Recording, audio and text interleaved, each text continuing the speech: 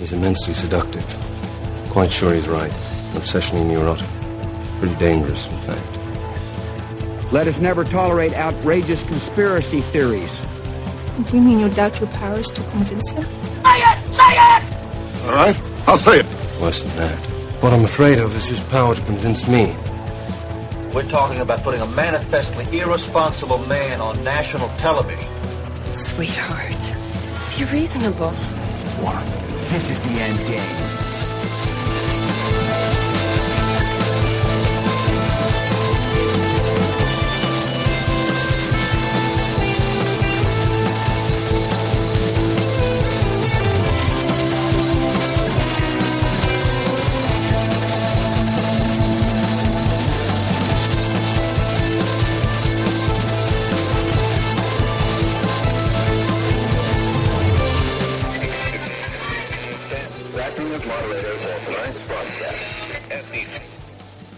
All right, everybody. It is Monday, April 7th, 2025, the 78th day of the Golden Age. I'm your moderator, Chris Paul.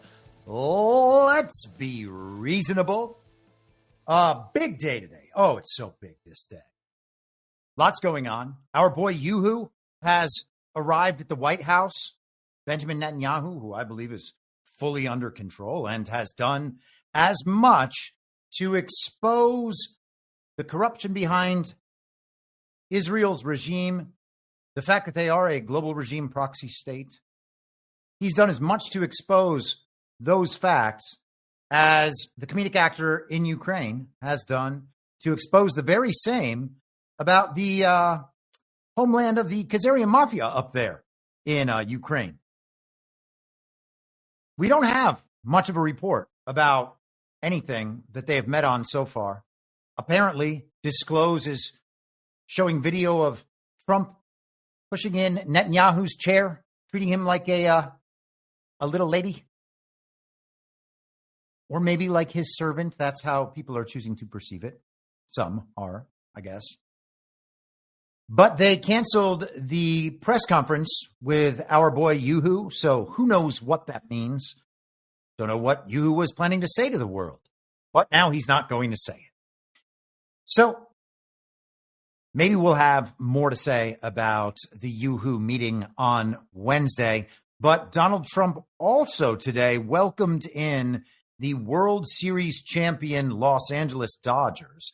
And if you are a sports fan, you know that baseball is no longer really a sport. It is basically only an exhibition where whoever spends the most money wins almost every time. The Los Angeles Dodgers have a yearly payroll of, I think, like $330 million. So every supposed person in the United States throws a dollar into the Dodgers pot every year, and that's how they pay the players. And you can win baseball games that way. Who knew?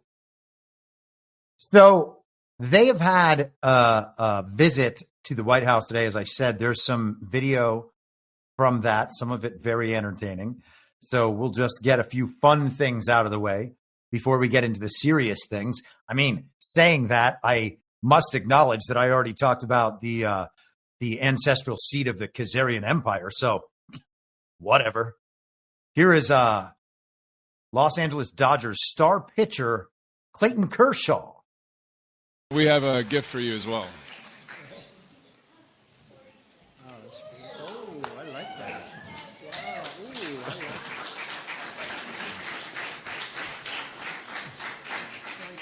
Come on, Mark. Oh, they're going to move it. There you are. The Trump 47 Dodgers jersey. And some guys moving the podium. Great job, guys.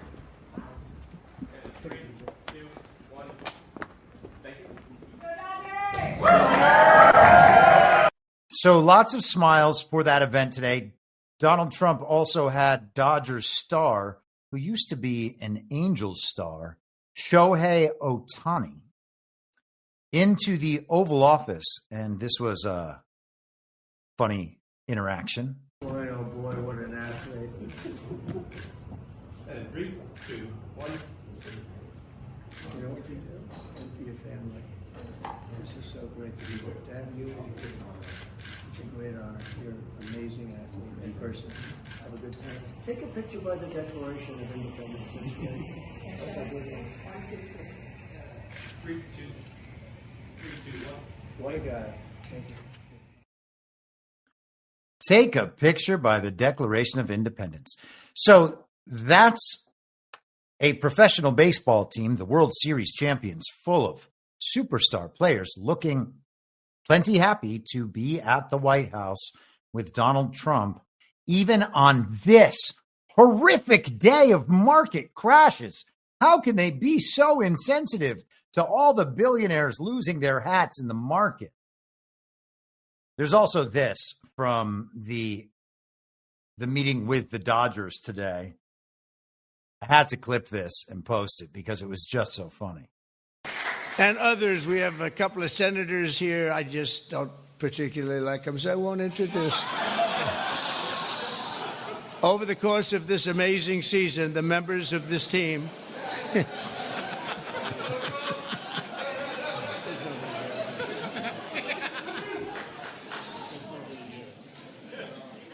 I didn't think it was that big a deal, actually. It's Washington. So he is referring to California Senators Alex Padilla and old shifty Adam Schiff. Love it. Cracked up the entire room. The entire room was laughing. Good for him. Funniest president ever by far. Speaking of the, we've talked a bunch of times about Donald Trump bringing out the Declaration of Independence and the timing of that with what I've been terming the collapse of the British Empire and the British Commonwealth over these many weeks, but truthfully, these many years since Donald Trump has been in office. And I've talked many times about how Donald Trump has told us that America's 250th birthday party is going to begin somewhere around the end of May or the middle of June. And we have a little more signal on that today. And hey, maybe people thought I was just insane for thinking that. And all of a sudden my link has gone away. Here we are. We are back. We are back in LinkedIn, but not, the website LinkedIn. The Sun, the U.S. edition, Don the March, Trump planning huge $100 million U.S. military parade on his birthday that will snake through Washington, D.C. How about that? Trump's birthday, of course, is June 14th. This is not footage of that. I don't know what that's footage of. Donald Trump is reportedly planning to splash a whopping $100 million on a huge military parade that will snake through the streets of Washington, D.C. on his birthday. For years, the president is said to have had his eyes on a full-blown military show displaying the U.S. might, but has failed to put up a working plan until now. Well, that's not exactly true. I mean, consider what we're dealing with here. A British tabloid letting us know about these plans. And they are taking the $100 million price tag from reporting done back in 2017 and 2018 about the price tag being around $92 million to pay for public safety services from the Washington, D.C. Metro Police and for the cost of the military equipment and the people coming and everything else. That is an estimate that they kind of just created. They said, it's going to cost this much. You put a huge price tag on it, and then it looks not patriotic, just wasteful. And as always, they want to prevent Donald Trump from having a win when it comes to the optics. So they have to rebrand whatever optics he's going to present as somehow bad or ostentatious or a function of his narcissism or his ego or his self-centeredness. And that is what they're doing with this price tag and the fact that they're referring to it as Don's birthday bash as if there's nothing else being commemorated. But let's go on. A source in Washington, D.C. has revealed that Trump is planning a massive military parade on his birthday on June 14th, which also happens to be the 250th anniversary of the U.S. Army. But it wasn't the U.S. Army. It was just the Continental Army because that was 1775. Plans are to start the procession at the Pentagon in Arlington, Virginia, from where the contingents will snake through the streets of the Capitol to reach the White House. The grandiose military parade will showcase soldiers, sailors, airmen, and Marines marching in their uniforms in front of thousands of spectators, the Washington City paper reported. Plans are also to roll down battle tanks, massive military equipment, and aircraft and missiles, just as he first envisioned the parade during his first term. And maybe we'll even see the Coast Guardsmen sailing on boats and Space Force and rocket ships. That would be awesome. Just saying. In 2017, Trump wanted the U.S. military to throw a parade as a show of force after watching a French military spectacle the year before. So Donald Trump wants to be like France. He wants to top it. He said, we're going to have to try to top it. Again, Trump feels like the French display has somehow made him look small. So now he has to present as bigger and better than everything else. And by the way, that's kind of just part of Americanism. And, parades, they're not my thing, but why not? We got to start the 250th birthday party off right. This was the actual reporting done. Arlington County Board Chair Takis Karantonis told the Washington City paper that he was given a heads up about the parade by the White House, but with no firm details. It's not clear to me what the scope of the parade would be, but I hope the federal government remains sensitive to the pain and concerns of numerous military veteran residents who have lost or might lose their jobs in recent federal decisions as they reflect on how best to celebrate the Army's anniversary. These people are so deranged.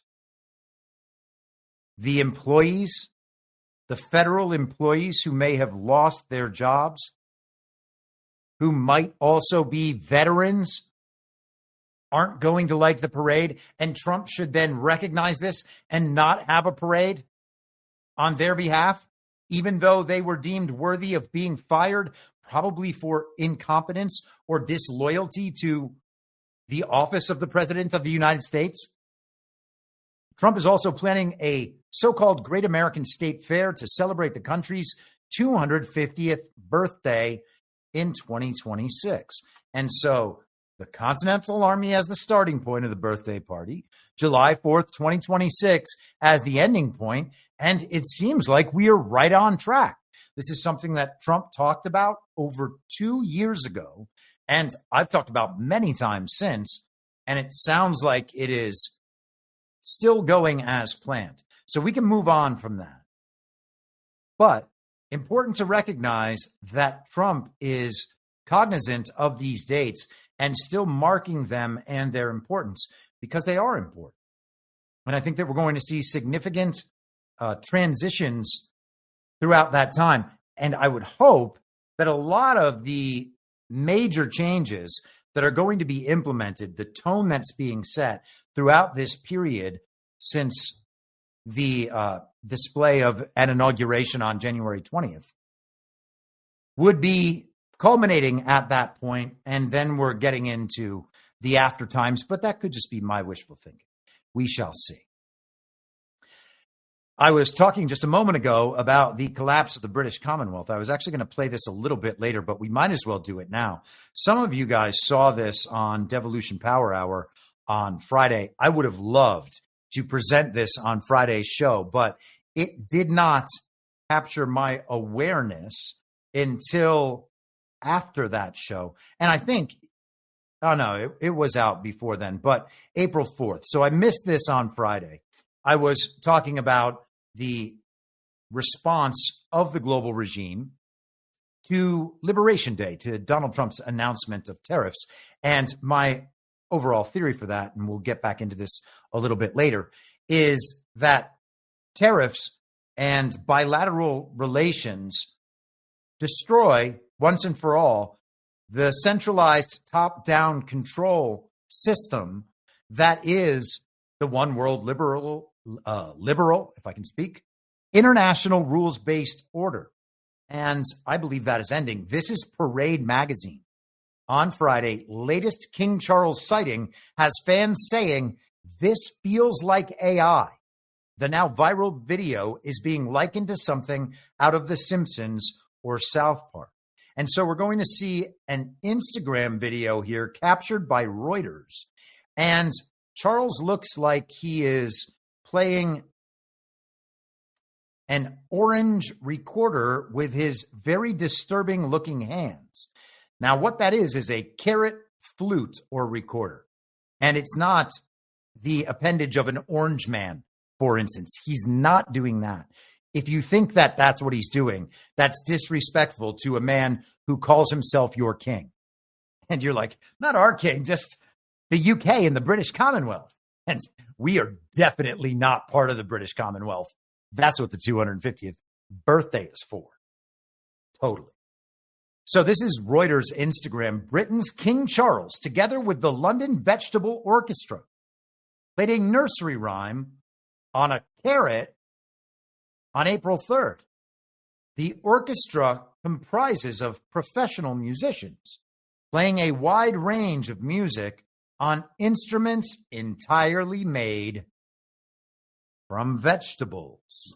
And King Charles seems like he may himself be a vegetable at this point. But let's see whatever they have coaxed this reanimated corpse into doing.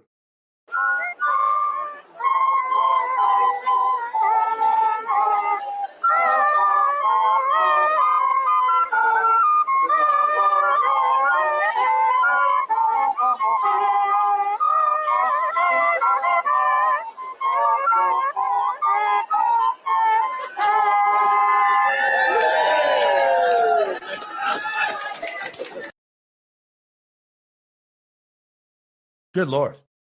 What could that be other than a humiliation ritual? And if the king, if the head of the British Commonwealth is being routinely, publicly humiliated, then you got to reassess what it means to be the monarch of the British Commonwealth and these 54, 55 countries, whatever it is, around the world. He's the king of Canada, the great 51st state, or not. I mean, I guess we'll find out. Can you be king and also be filmed playing a carrot flute? I would suggest that the answer is no. And we're talking about this British monarchy that has, for our entire lives, presented as the most concerned about optics that we could ever imagine. There's a process and a routine and a plan. Everything is organized and scheduled for everything they do. And of course, they allow the tabloids in the UK and elsewhere to make fun of them because that's how the whole ruse operates. They are avatars of a hidden power, the British Crown, which are the bankers in the autonomous city-state, the city of London proper. So the monarchs are avatars of that power, and they get the good and the bad of that, which makes the people feel free. We're told that they only have a ceremonial role in the first place, even though that's obviously not true. If the monarch can approve who the prime minister is in a Commonwealth nation and can veto their laws, that's not just a ceremonial role, but they are avatars of power. So they have to be made fun of, or else the people wouldn't feel like they actually have a role. If the people couldn't make fun of the actual powers, if they were prosecuted for that, for instance, then the whole ruse would fall apart. And we're actually moving ever closer toward that. You can see them targeting people who do go after the regime. And it's because the people going after the regime here, as there, as in Germany, and the rest of Europe, as in all parts of this world at this point, are going at the actual power, the global regime power that goes beyond the leaders of nations, even when they're called monarchs and presented with crowns and silly costumes, playing carrot flutes. Avatars of power, not actual power. And we are being shown that their actual power is either being taken away or just gone. Speaking of power that is gone, let's take a look at the big activist movement we had over the weekend. Just a few weeks after we had AOC and Bernie doing their little rallies, inviting the same people who attend all of the rallies around the country, probably well-funded and well-organized, people being transported. Now, this is similar in its astroturfed nature, but I doubt these communists are being flown in from other places. They're just having these events in all of the liberal cities where they were so successful bringing people out for the Summer of Love in 2020. This is the Associated Press. Angry protesters from New York to Alaska assail Trump and Musk in hands-off rallies. So they want the duly elected president and his assigned representative, his chosen representative, to get their hands off the government. You're not allowed to touch our democracy, they say, ignoring the obvious and overwhelming mandate of the people given to Donald Trump and the widespread support for Elon Musk and his efforts, at least narratively, toward government accountability. They are protesting. They are protesting. Look at these liberals. Now, there's not much diversity in this picture, and immediately we should understand that to mean that this is a movement predominantly of older white men and white women. So they're probably just concerned that their privilege is being taken away. That's what we're told. That's what we've been told this whole time. I can't help but have learned the lessons that they taught us. And so that's what we can say about this picture. These are just old white people, and we don't have to listen to them. I didn't make the rules. If I did make the rules, things like this wouldn't happen. Here we have some resisting, some really hard resisting. This looks like a very professionally made sign. That looks like a very professionally made sign. I guess we're doing Let Gaza Live and some Middle Eastern stuff. There's some, what do they call these Palestinian scarves? Is that a kifa? I'm probably wrong about that. Multiculturalism failed me. What am I going to say? So that's blood on a hand and on a face. Oh, gosh, Donald Trump, he's doing it. He's got blood on his hands. He's causing wars all around the world. That never happens. He's caused 0 wars so far. But hey, I guess he's bombing the shit out of the Houthis, or so they say. I mean, do we believe that? You can. They keep showing us video, though, and that makes it real. Here are some signs made by these 60-year-old liberals, whites, all of them, again. He bankrupted 6 casinos. Now it's the economy. Oh, nailed it. Trumpster in a dumpster. Get rid of waste. That's Elon. Fraud. That's Trump. Abuse. That's JD. Accidentally deport them all. Oopsie. What a powerful sign. IKEA has better cabinets. Damn, lady, that is a hardcore burn. Democracy, not oligarchy. Well, I think you are supporting the wrong side, my liberal friend. Stop the coup, save our democracy, says this screaming old lady. Rise up, Florida. How about that commie fist right there? What else do we have here? We can't read all their signs. Oh, maskies. Oh, the flag's upside down. I heard that was unpatriotic. You're not allowed to show that off, even though they went after, who was it? Clarence Thomas? No. It was Alito, I think. Alito's wife. That's what it was. So they're having a big protest movement again, a la the Women's March in 2017, and the summer of love, BLM nonsense, and Antifa, the domestic terrorism of 2020. And we need another one. They need another one to show people that actually, no matter what you think and what your neighbors are saying and how happy everyone is that some changes are being made and we're not being ruled by these communists anymore, no matter what it seems like in your real life, look on TV and you will see very clearly that there is a massive resistance to Donald Trump and his agenda.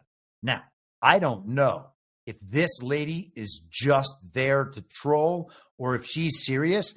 And the truth is, these people are so deranged and suffering so deep into a total inversion within the false reality with every aspect of their lives that it is possible that she doesn't understand what she's saying. But take a look.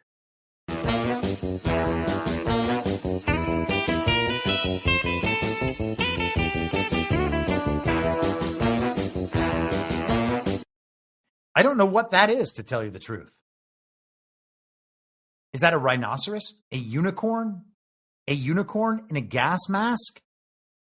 A pink pussy hat / trans-colored unicorn in a gas mask?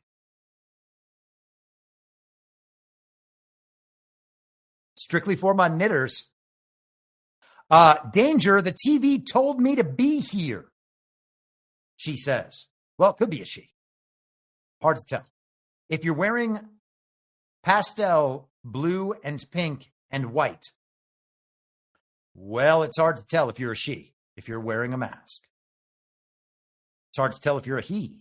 You could even be beyond the realm of he and she if you are wearing those colors and a mask. But that's not all the footage we have from the big protests this weekend. Here we are. Check out this sad little girl. Protest right now in New York City, anti-Trump, anti-fascist protest, and I have one question. Where the fuck is Gen Z? These people are cheering, they're talking like it's just the 60s, it's just like the 60s, and they're having conversations and walking slowly. There's no fight here. There's no youth here. It's all 30-somethings and their children. And then seniors, and God bless everybody who showed up today, but I'm really fucking disappointed in the youth turnout. Where is the youth turnout? This is your future that is going to be impacted by the actions of the Trump administration. And it's really this easy to show up in numbers and show your government that they're outnumbered. That is the point of a protest, to show that your government, that they are outnumbered. And if Trump leads you to believe that protesting does nothing, then this is what we get. We get a crowd of 30-somethings and their children and seniors and barely any teenagers. Barely any teenagers ever. Like, these, oh my God. I can't even. Like, where are you going if you're not going to the protest right now? What's more important?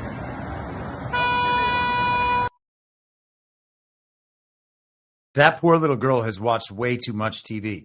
First of all, what is she wearing on her head? That's cultural appropriation. I know that she's probably trying to express her oneness with those poor people of Palestine who we're told are getting the shit bombed out of them by our boy Yoo-hoo. But who knows? There is no Gen Z there. And it sounds like there's no Gen X there either. And what they have are boomers. They're millennial children. Now, not all boomers, don't worry. And I know that some boomers have Gen X children.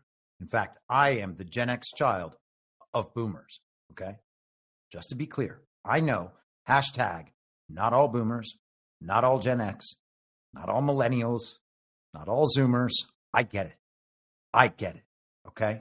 But we're just still going to operate with generalities and generalizations sometimes because they're useful.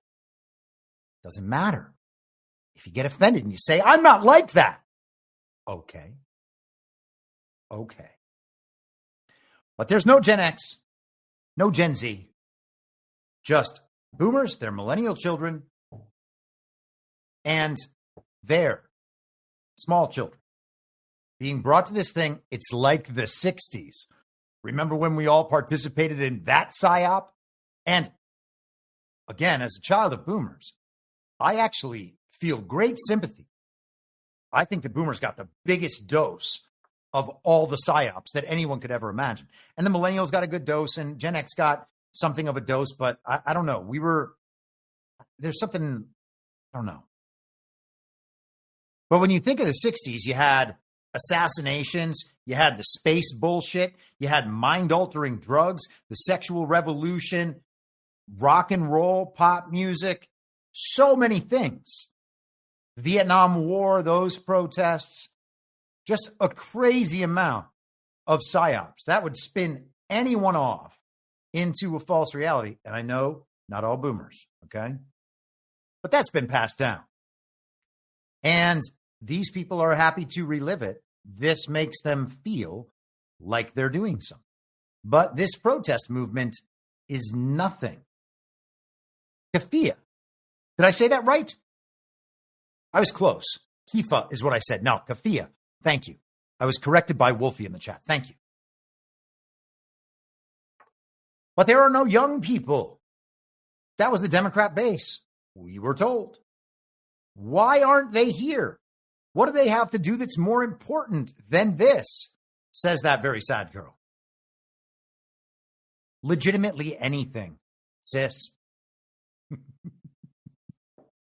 Legitimately anything is more important than marching for principles you can't even describe. You know that Trump is bad. You know that Elon Musk is bad. You call them fascists. You don't know what fascism is. You don't understand collectivism. You don't understand that you're the collectivists. It's maddening.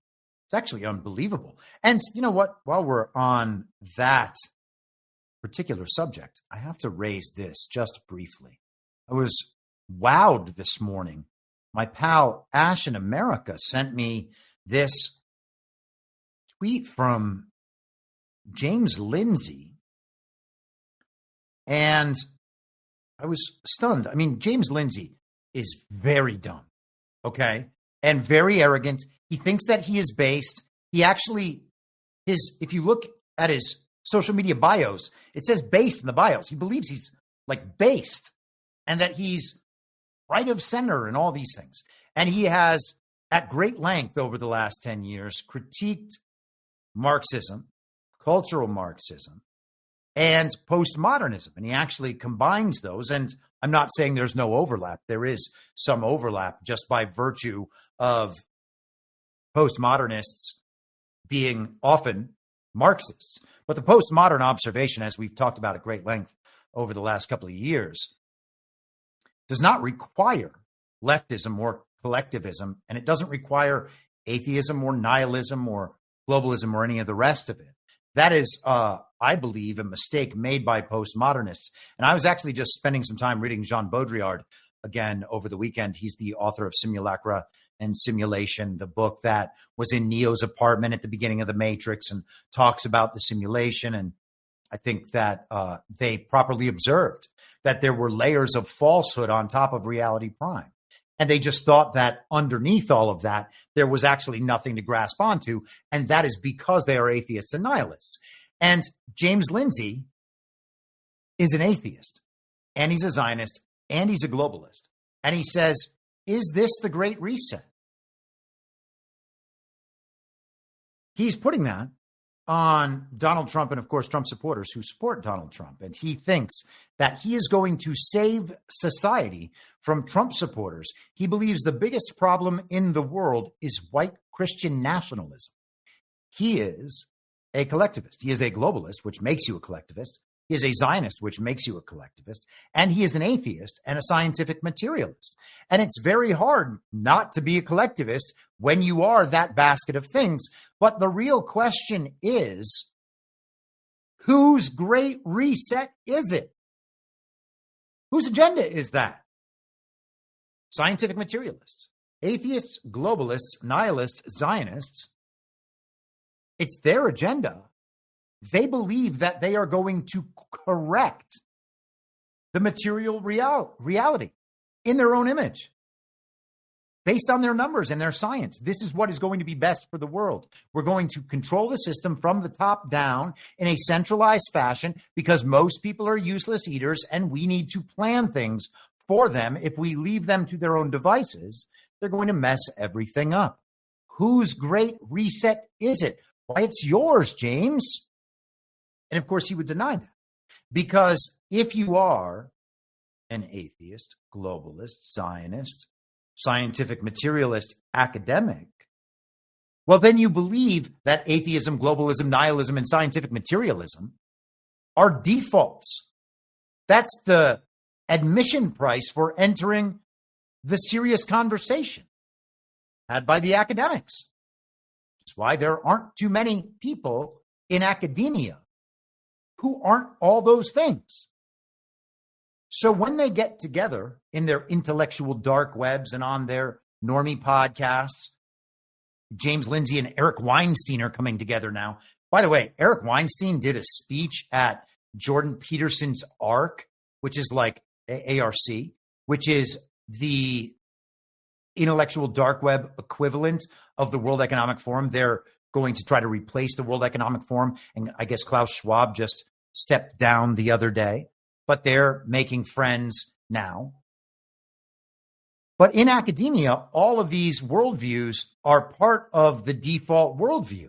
And so if you're James Lindsay, then you think that some people in academia occupying that set of worldviews are for the Great Reset, and some of them are opposed to the Great Reset. And he identifies as opposing the Great Reset while being all those things, because all of those are the academic defaults, and anyone who is not those things should not be taken seriously in conversations. Except, of course, he doesn't realize that the people outside of those things are those actually opposed to the Great Reset. James Lindsay is still totally committed to empowering the people whose agenda the Great Reset is. It's incredible. It really is incredible. I'm shocked by these people continuously. But what are you going to do? It's amazing to me that he does not see himself as all of the things that he pretends to battle. Now, we talked a couple weeks ago about James Carville. Actually, maybe it was just last week? Yeah, I think we brought Carville up just last week as well, right before Tuesday's fake elections, that Carville told us we're going to show the world that Republicans had lost all the momentum. The Trump momentum was gone, and that Democrats were ascending.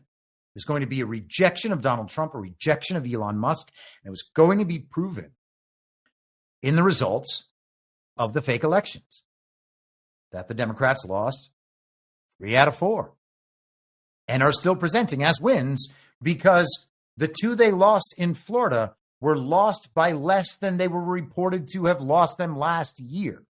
And if you still believe in elections and you are willing to delude yourself into thinking that the same people who voted last fall have somehow shifted in their opinion or didn't bother coming out because they're now depressed at what Trump is doing, then I guess you can make that argument. It's an impossible argument to make in Wisconsin because the people voted overwhelmingly, 62-37, I think it was, for the voter ID law to be made a constitutional amendment, to become part of the Wisconsin Constitution, while also voting for a Supreme Court justice who promised to overturn that very measure. Okay? So that's a fake election. And the results, therefore, cannot prove anything other than the election's fakeness. And hopefully there are some people actually recognizing that. But let's check in on James Carville. This was Carville, I think probably on Friday. This was posted on Friday, but Thursday or Friday. Western Lensman shared this on X, formerly Twitter. A disgrace, Musties. companies that are sucking up to him, that are giving him tens of millions of dollars for access. Do you know what's going to happen? Do you know how this ends? Do you know these collaborators with the country is going to feel toward collaborators with this regime? Maybe you need to go in history and see what happened in August of 1944 after Paris was liberated. They didn't take very kindly to the collaborators. No. It was not a very pretty sight in the streets of Paris.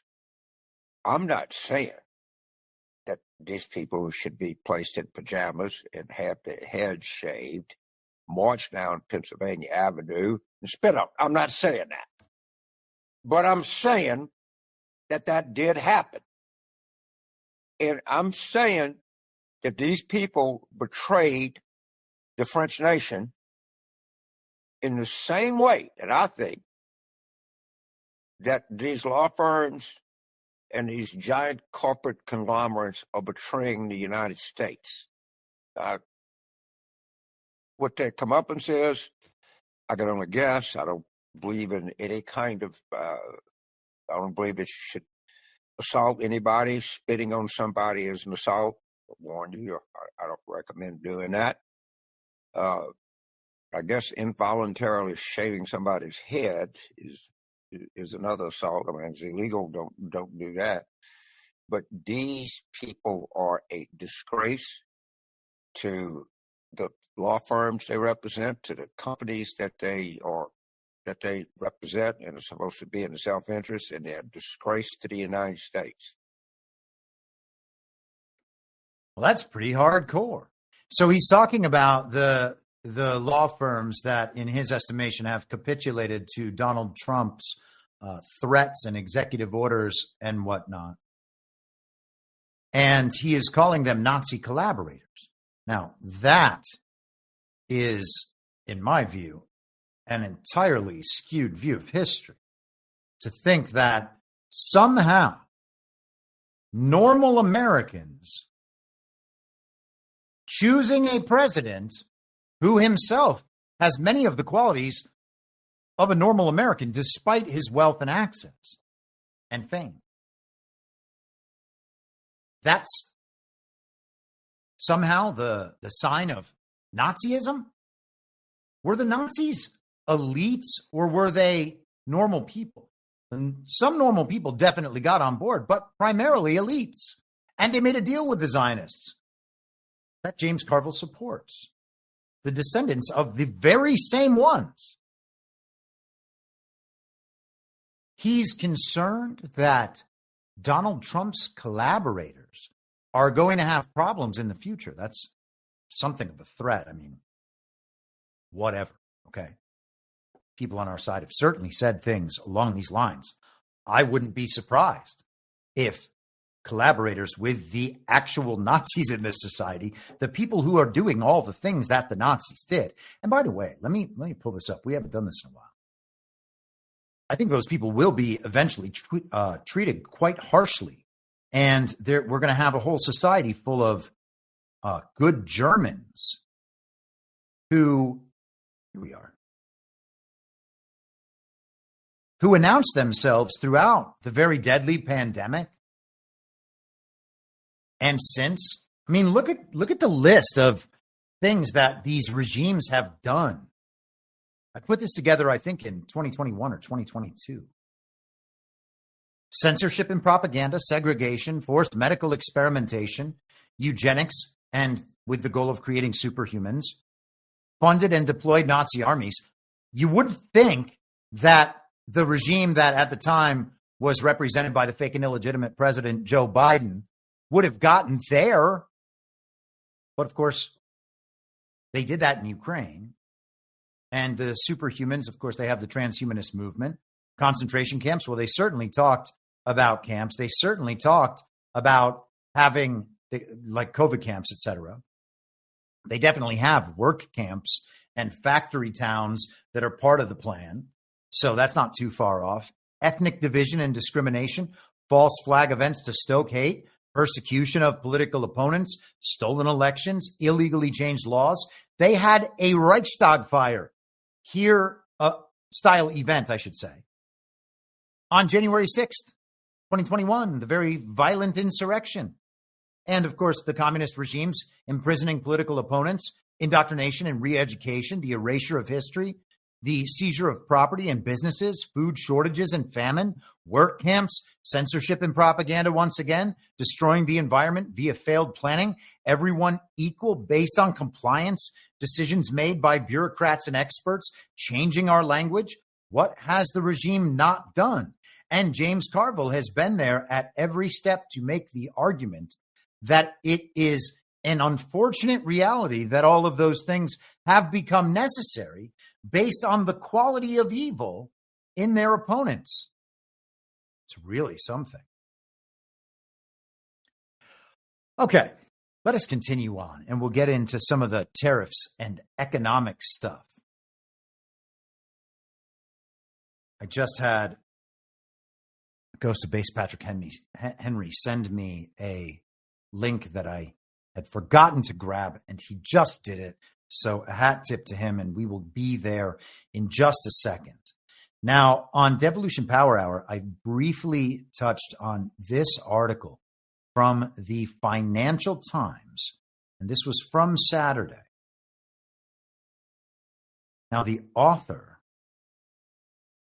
is yet another academic globalist, Quinn Slobodian, and down at the bottom of this article, it notes that Slobodian, where is it? Oh, it's in his, I think it's in his bio. He is publishing, that's not where it is either. I don't remember where I found this. I think I was just looking him up. Maybe it was on his website or something. He is writing a book about how the sovereign nationalist movement worldwide is essentially an outgrowth of neoliberalism. Good luck, guy. I don't know who you're going to convince with that, but it's not going to be MAGA. You're not going to deter anybody. Oh, gosh, this globalist is calling us liberals. Oh, no. This collectivist is calling us leftists. James Lindsay, all over again. All these people, man. It's so dumb. The whole worldview is so blatantly corrupt, and now its guts are out. Okay, it's being exposed to the world. It has been impaled, it has been sliced open, and its insides are displayed to everyone. You can see there's nothing there, all right? The academic emperor wears no clothes. These people are retarded. Direct economics, the great MAGA experiment. Now, saying that, here we are. The writer is the author of the forthcoming book, Hayek's Bastards, the Neoliberal Roots of the Populist Right. Honestly. Now, having called this man retarded, and kind of retarded, I was really referring to all of academia, but also this guy. He has a worthwhile observation here. Now, it's entirely possible for retarded people to correctly observe things, right? Like you can point out, that matches that. And there are a broad spectrum of those in the truth community as well, always just matching. Look, I found a match. Okay, what's it mean? Anyhow, he has a good observation here. For years, right-wing populist parties have used forms of direct democracy to pursue their goals. From the referendums banning minarets in Switzerland to the Brexit vote, the idea has been to short-circuit the establishment and tap straight into popular will. In the United States, MAGA is now experimenting with something different, direct economics.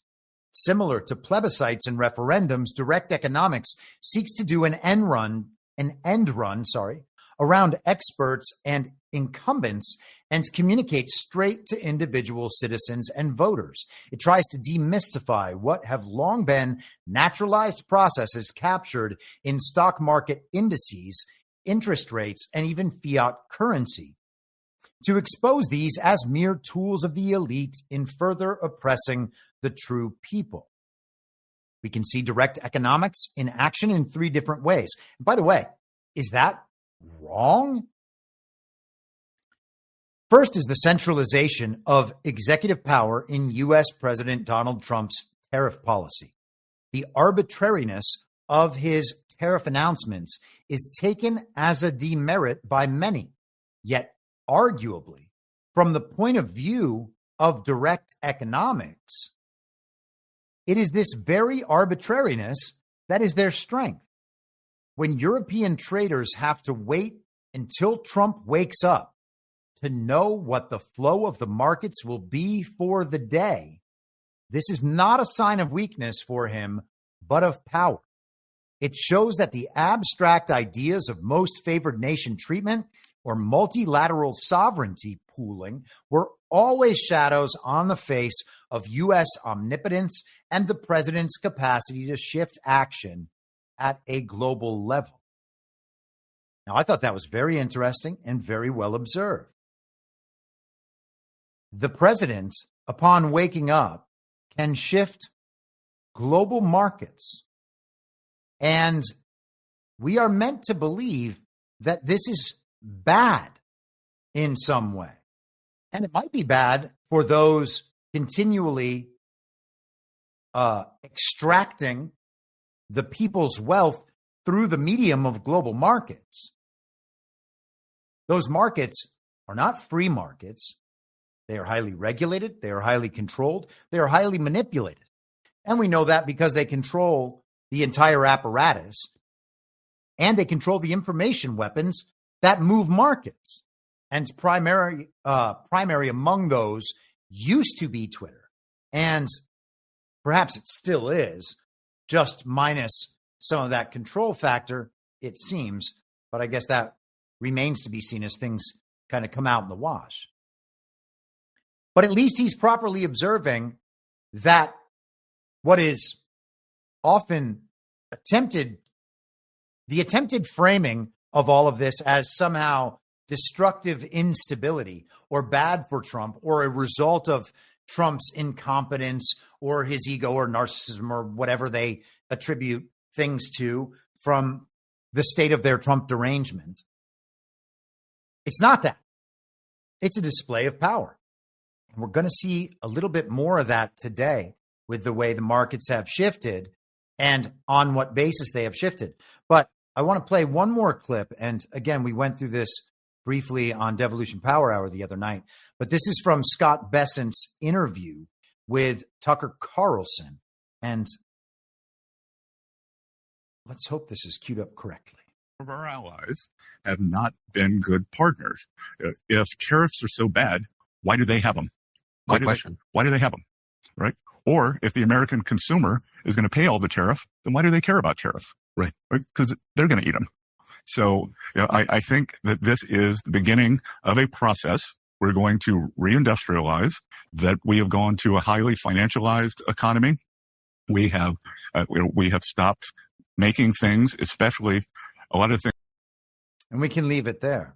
But he's saying, why are we being told that all of this stuff is going to hurt the United States by these other countries around the world that are now coming to the table to negotiate? They're negotiating against their own best interests in favor of our best interests because they're worried that Donald Trump is going to hurt us, the American consumer? Well, that doesn't make any sense at all. These things are features of what Trump is doing. They're not bugs. The instability is a feature. The uncertainty is a feature. Look at what Trump is making the markets do. What does it mean about the markets? That's the question people are ultimately going to be asking themselves. This is from CNN today. And, these articles are all over the place, of course, because we were told throughout the weekend, and most particularly yesterday and into the evening last night, that the markets were going to collapse today. It was going to be the biggest disaster that any of us have ever seen. And I actually haven't checked on where a few things are at in the last couple of hours. So let me just take a look. Oh, doing just fine. Everything's doing just fine. It's amazing. U.S. stocks are extremely volatile as Wall Street rattled by tariffs. So it was supposed to be a collapse. Last night it had all the signs of collapse. Japan, collapse. China, collapse. Europe, they're going to collapse. Just wait until the U.S. collapses. Okay, still waiting. U.S. stocks were extremely volatile on Monday, tumbling, surging, and then bouncing around in every direction as traders searched for any sign that President Donald Trump's tariffs could be negotiated or halted. Markets around the world had tumbled earlier in the day over concerns about how Trump's sweeping tariffs might upend the global economy and stymie U.S. economic growth. U.S. stocks opened the day in bear market territory, but surged an hour later on rumors that the Trump administration may pause tariffs perhaps for several months. Yes, we were told that Jamie Dimon was requesting a 90-day pause. I think that was Dimon's request, right? Let me just check the machine so I'm not giving you misinformation. Hold for processing. Did Jamie Dimon suggest a 90-day tariff pause this morning? No, that was Bill Ackman, who we will get to briefly. But there was a rumor that Trump had decided to go ahead and do the 90-day tariff pause. And it was on that news, we are told, that the markets completely rebounded. So the great crash happened for an hour. That rumor turned out to be just that. A White House official called any suggestion that Trump would pause tariffs fake news. And I think that was actually the Rapid Response 47 account. And the Dow, which had risen nearly 900 points, was back down once again. The Dow was most recently trading down 1,100 points or 2.85%. And this is from a few hours ago. The broader S&P 500 was 2% lower. The NASDAQ was 1.8% lower. So things went down a little bit and are just fine, relatively speaking, particularly in relation to where they were last year. Nothing happened. All the freak out, it's all Trump's fault. The rebound on a rumor that apparently was believed by people inside Goldman Sachs. I don't know the provenance of the email, but there was an email that came out and went around the internet with the name, but a managing director or something at Goldman, talking about that 90-day tariff pause. And then the idea is that traders actually went out and traded on that information, despite it being confidence in these people who control the system and profit from the system is dropping quickly. And we were supposed to all understand that it was now our time to abandon Donald Trump and hate Donald Trump toward the end of last week. And then all the headlines were, Trump's approval is polling better than ever. It's never going to work, commies. It's never going to work. The thing you used to do is broken beyond repair. It's never going to work. Oh, man. What is... Oh, it's just the drainage thing.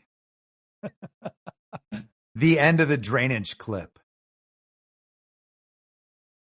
When Daniel Plainview is saying, that ship has sailed. It's gone. Love it. Anyway, we'll leave that alone.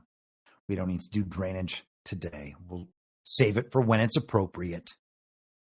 Divining Rod 555 in the chat, $10 on a Rumble rant. Thank you very much. Thanks for your time and wisdom, Chris. Well, thank you. Caramaga, $30. Thanks, Chris. /APL. And when the people demand it, you have to give the people what they demand.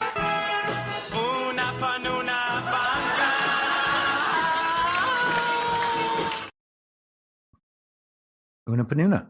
You're going to shout out Una Panuna? You got to have an Una Panuna. Dun, da, da, da.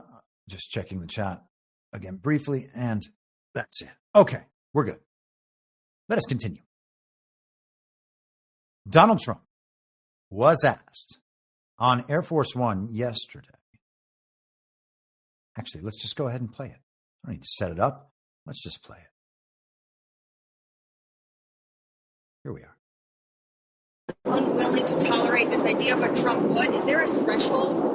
I think your question is so stupid. I mean, I think it's I don't want anything to go down, but sometimes you have to take medicine to fix something. And we have such a horrible, we have been treated so badly by other countries because we had stupid leadership that allowed this to happen. They took our businesses, they took our money, they took our jobs, they moved it to Mexico, they moved it to Canada, they moved a lot of it to China, and it's not sustainable. We're not going to do it. Now we have hundreds of billions of dollars is pouring into our country on a monthly basis. It's pouring. It's already started because they put tariffs on, and eventually it's going to straighten out, and our country will be solid and strong again.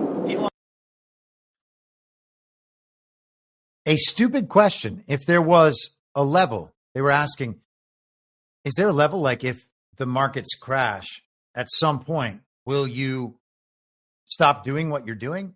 Like, is there a point where you'll say uncle and scream for mercy? And Trump responds, naturally, that's a stupid question. And it is a stupid question. Accepting the premise of the question just because the media is asking the question, that's an error in public communications. And it's an error that we've watched politicians continue to make our entire lives, to the point where we should understand that it is orchestrated. Trump is not doing any of that anymore. And we actually, I think I pointed out last week, another instance of him doing that. They tried to drum up the whole Signalgate controversy over again. They asked a question about Mike Waltz or something, and Trump was like, let's get out of here. You're still asking about that? Something else. You know, it's asked and answered. They're trying to keep that issue alive. That's the point of that question. And right here, they're trying to say, well, are you just going to let it keep crashing? The answer is yes. If it keeps crashing. If it doesn't keep crashing, well then, did I let it keep crashing or not? He's putting into place that which he needs to put into place. And whatever shakes out after that is going to be what shakes out. The consequences are the consequences. If the consequence is that the markets crash for some period of time, not even down to the level they were at last year, well, that's okay. The change has to be made. So you take the medicine. The patient was sick. This is the medicine. And hopefully the patient will get better. It was funny. These were the images going around after the bloodbath this morning, and all the red. Then we get all the green. Dow Jones back up, NASDAQ back up, S&P 500 back up, all at the same time. I guess the markets just realized that Trump was going to have a 90-day pause, and then they rebounded, they recovered. Also, this one here. You got to love how they go, just the entire screen is all green on Fox Business. It's all red and dark colors when the market's crashing, but look at that. It's all green now. Everything's okay. It's like St. Patrick's Day over there. It's all so ridiculous. It is all so ridiculous. Donald Trump posted this morning, hence the title of today's episode. On Truth Social, the United States has a chance to do something that should have been done decades ago. Don't be weak. Don't be stupid. Don't be a Panican.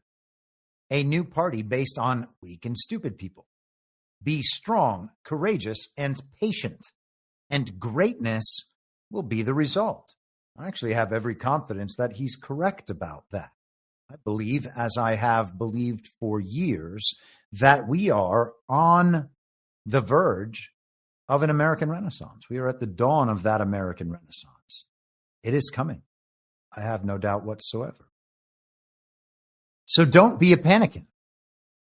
And it kind of sounds like maybe he's from the Old West or something. Don't be a Panican. A Panican, the political party of the weak and the stupid. And I would suggest that the Uniparty is the party of the weak and the stupid. And it is also just somehow the Uniparty and its supporters that are Panican. How does it work? It's so hard to understand how these things work. I mean, they work in the most natural way we could ever imagine. They work exactly as we would expect them to work. And that's just another aspect of the total failure that is academia. Academia has basically been devoted throughout certainly the last century to figuring out real world practical justifications for why the false reality is true and reality prime is false. All of it in total opposition to how things would just obviously, naturally make sense. And now we are seeing the collapse of that false reality and the return of common sense and the results of the return of common sense, which is, the result primarily is,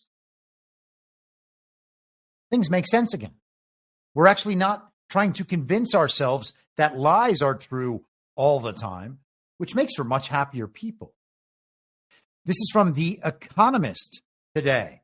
Market carnage goes global. And again, as I always remind, the Financial Times and The Economist are the mouthpiece outlets of the global regime's elite. The Economist, the Financial Times, and I would say maybe Project Syndicate. And then next level down, you go to New York Times and the Wall Street Journal. Those are more mainstream. These are the really highfalutin mouthpieces of the global regime and its propaganda state media. Market carnage goes global. And I'm going to scroll down a bit. We're just going to hit a couple sections of this. Is Mr. Trump bothered? It seems not. On his social media network on April 4th, he reposted a video claiming that he was crashing the stock market, quote unquote, on purpose, so as to lower government bond yields, thus allowing public debt to be refinanced more cheaply. After a weekend of golf in Florida, he gave another explanation during his flight back to Washington. I don't want anything to go down, he said, with Scott Bessent, America's hapless Treasury Secretary, hovering behind him. But sometimes you have to take medicine to fix something. Now, it is really something to hear The Economist call Scott Bessent hapless. Do they mean he's unable to protect them from his own boss? I think that must be what they mean, because Scott Bessent was very much of the regime prior to this Trump adjacent and now Trump administration period. So just the last couple of years, Scott Bessent was with the Soros financial, in the Soros financial orbit, and he was a board member at the International Crisis Group, the globalist think tank that legitimately plots the overthrow of countries and lets globalists know where to direct their donor money and what it's going to go to. But let's continue.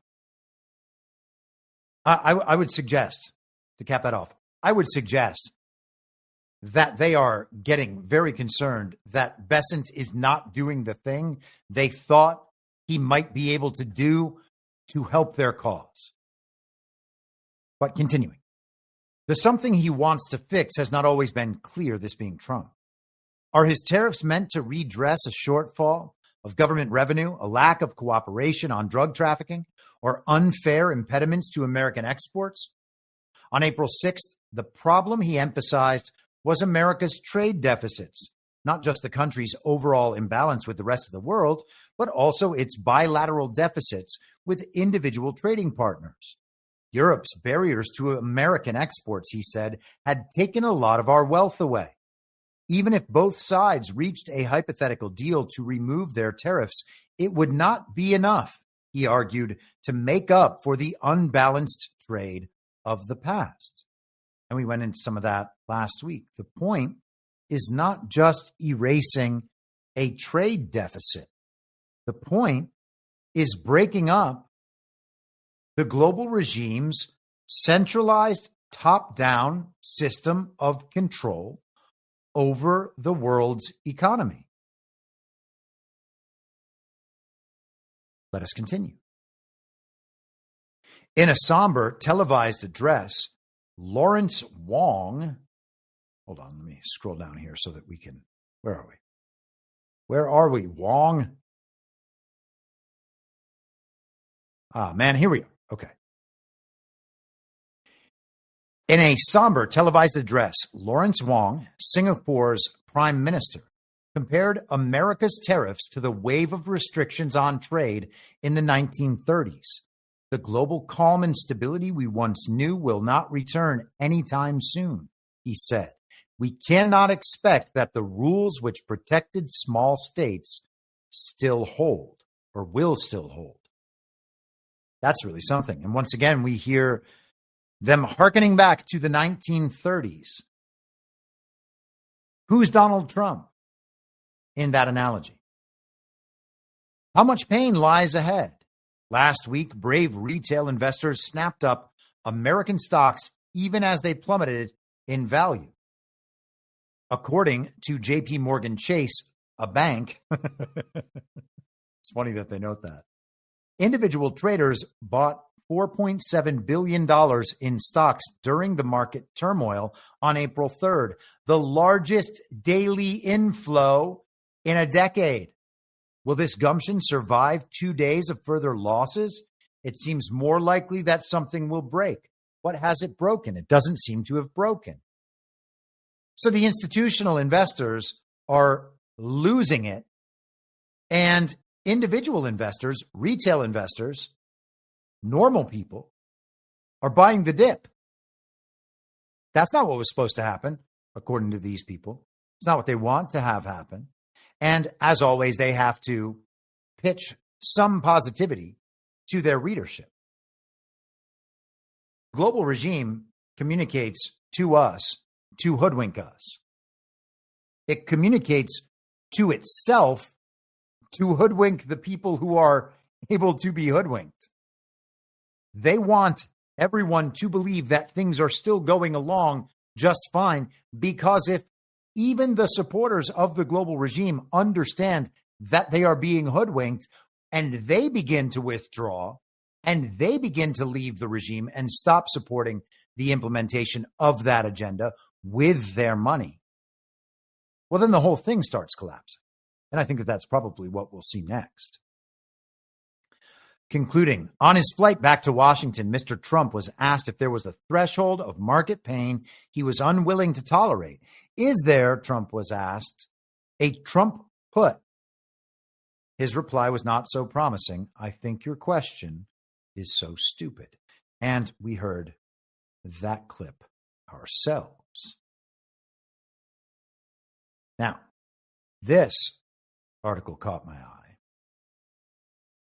And I wonder if this is some kind of signaling, or maybe there is some real dispute.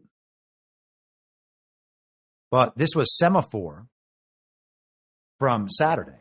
A battle Elon won't win. A battle Elon won't win. Musk takes on Trump trade guru Peter Navarro. And Peter Navarro also has, or always has, his hands are always doing so many things. And they are doing things in this here picture. 117 into that video, I guess. Nice catch. A PhD in econ from Harvard is a bad thing, not a good thing, says Elon Musk on X, formerly Twitter. Elon Musk's frustrations, this according to Shelby Talcott of Semaphore, with White House trade policy became public Saturday when he called for a vast free trade zone and took aim at fellow White House advisor Peter Navarro over Donald Trump's new tariff plans. Musk, who has largely stayed out of the growing debate over Trump's decision to go all in on tariffs, responded early Saturday morning to a post from an X user praising Navarro, a longtime Trump aide and key architect of the president's tariff announcement. The Tesla co-founder argued that a PhD in econ from Harvard is a bad thing, not a good thing, adding that Navarro hadn't built shit. And I would suppose from Elon Musk's perspective, that is one of the very important things. And it's hard to disagree with him about that particular aspect, despite how much I like Peter Navarro. Economists doing economics and people who actually run things are not the same. The public disagreement cast a light on a deeper division among Trump's coalition between his MAGA base and the business and tech leaders who have rallied around the president. Some in the administration downplayed Musk's remarks, with one official noting that Musk has made negative comments about others in the administration in the past and that everyone has, quote unquote, their opinion on matters. Navarro did not respond to a request for comment. Some choose to make it public, some choose not to, this official said. I don't think this White House especially can be defined by sort of the traditional rules. We have people with strong opinions. Sometimes they publicize it, sometimes they don't. At the end of the day, everybody's on the same team.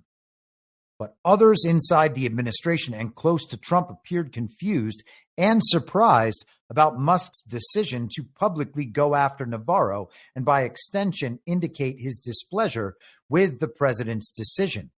That's a battle Elon won't win, a person close to Trump warned. Nobody is tired of Peter. That's good, because I appreciate the Peter Navarro trade policies.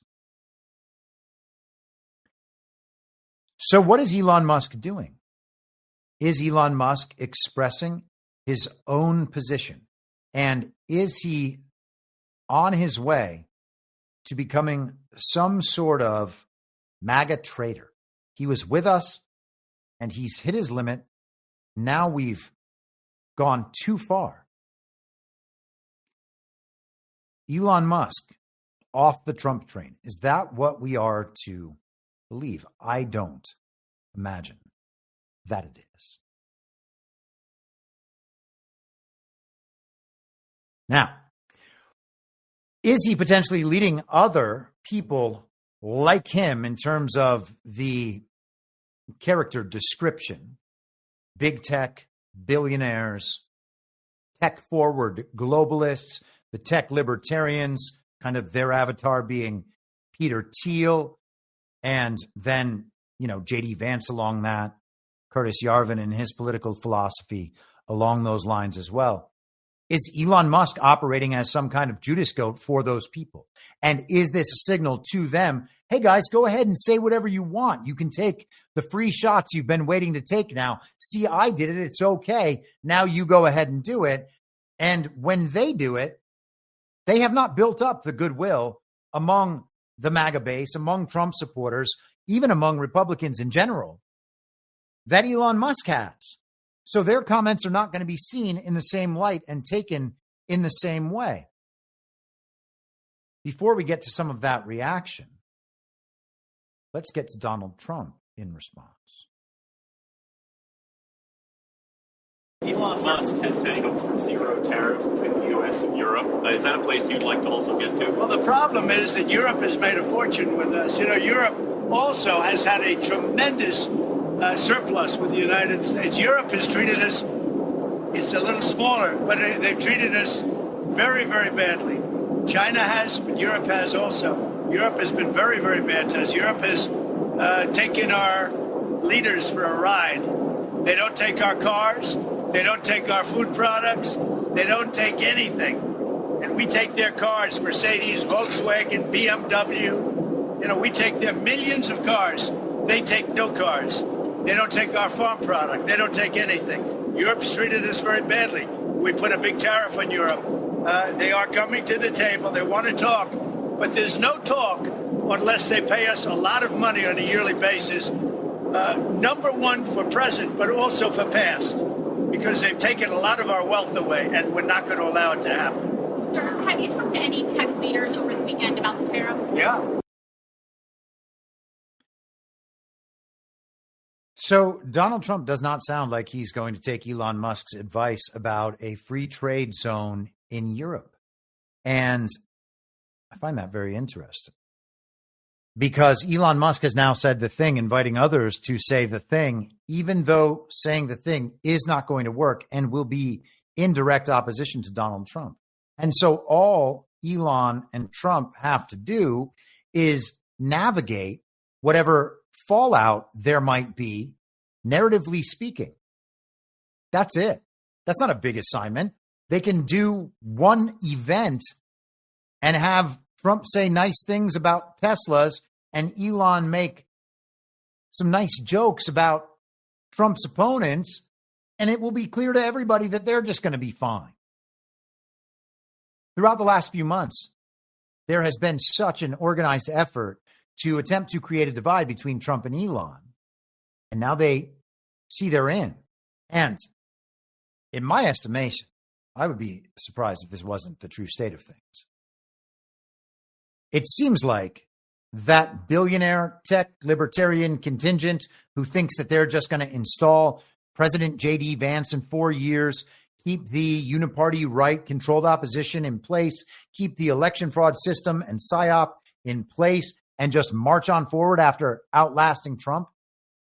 That seems like it would be a goal to them. So they would also be hoping that Elon Musk is cleaved off of the Trump administration, brought back over to them, and then he can help lead that movement and popularize that thing, leaving Trump loyalists and MAGA behind, them capturing the big part of the Republican establishment and whatever part of MAGA wants to move into that future, because they're sold that that's going to be the future of tech forward prosperity, etc. That has always seemed like the plan. And Maha would stick with that, of course, because that is generated by ultimately the same people. And that I can imagine them seeing as a winning coalition going forward. They can still work in line with their globalist counterparts, their European counterparts. They can please the neocons by taking over whatever countries need to be taken over, economic sanctions, whatever it is, the financial system. Who knows what they're going to implement as far as central bank digital currencies go? Now, I don't think that model is going to win. And I've said that many times, but that's the Great Reset as it represents on the Uniparty right.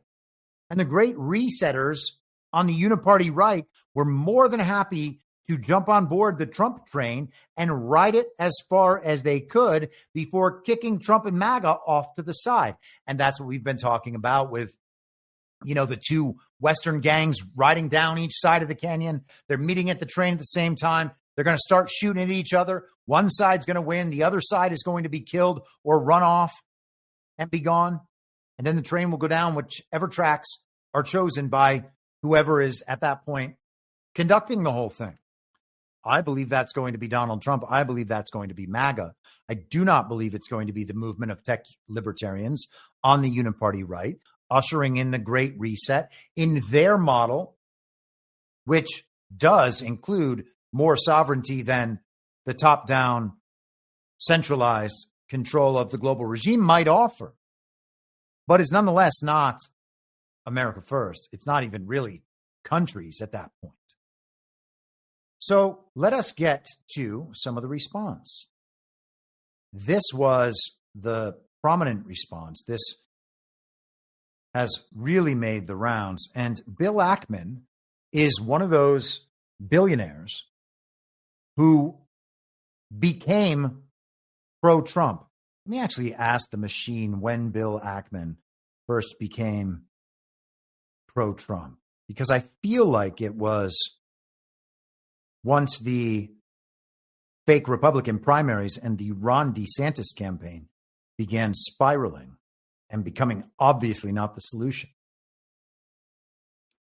When did Bill Ackman begin to support Trump? This says April 2024, Ackman announced that he would not support Joe Biden due to Biden's perceived lack of support for Israel. And on July 14th, Ackman publicly endorsed Trump the day after assassination event number 1, the day before the non-successor J.D. Vance was chosen, or I shouldn't even say chosen, just announced on Truth Social in a one-sentence post that he would be filling the role of running mate in the fake campaign leading up to the fake election, and now serving as the quote-unquote vice president with the same legitimacy that Joe Biden and Kamala Harris held. The country is 100% behind the president on fixing a global system of tariffs that has disadvantaged the country. But business is a confidence game, and confidence depends on trust. A confidence game sounds like he's calling it a con. And by the way, July 14th, it was one day after assassination event number 1. That was itself 2 days after Peter Thiel, J.D. Vance's owner, and Reid Hoffman, who is a commie billionaire, got into a shouting match over martyring Donald Trump. Just to be clear about how these dates line up. Bill Ackman, the day after assassination event number 1, that's when he endorsed Donald Trump being no longer able to support Biden because Biden wasn't strong enough on Israel.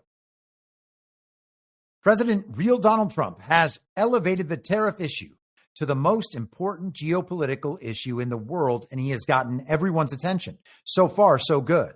And yes, other nations have taken advantage of the U.S. by protecting their home industries at the expense of millions of our jobs and economic growth in our country.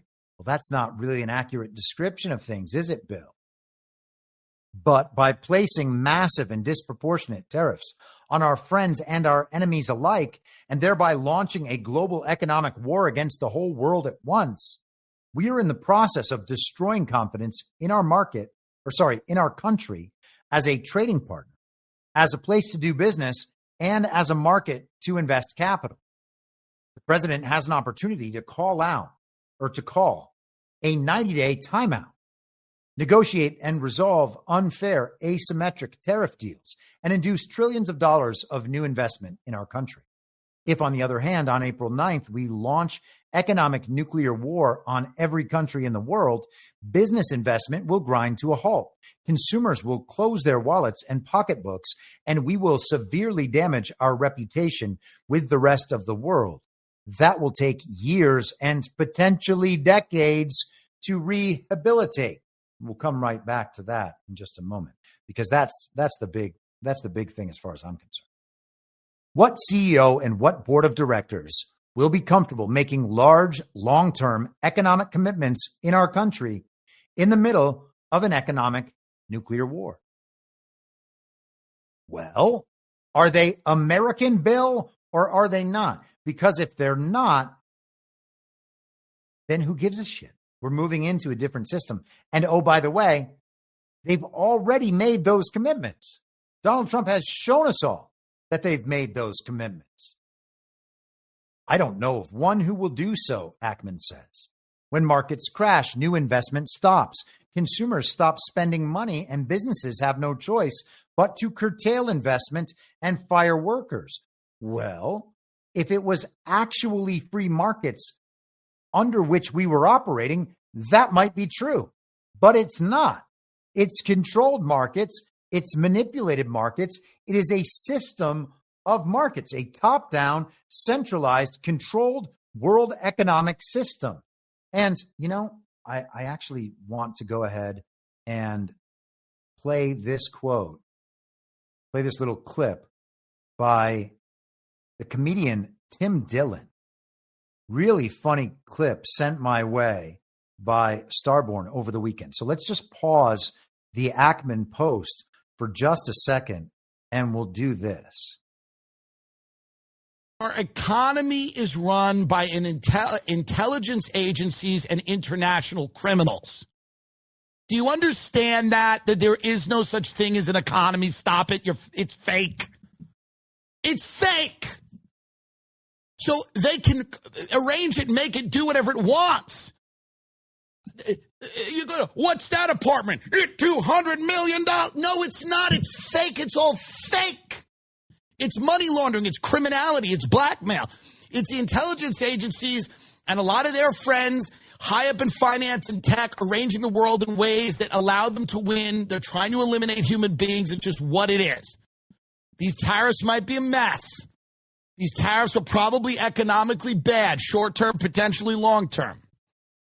But when we talk about the economy, understand what we're talking about. We're talking about an international system where criminals thrive at the expense of human beings, a class of biological entity they'd like to eliminate as soon as possible.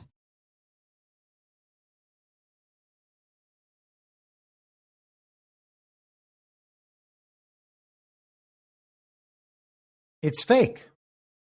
The economy is fake.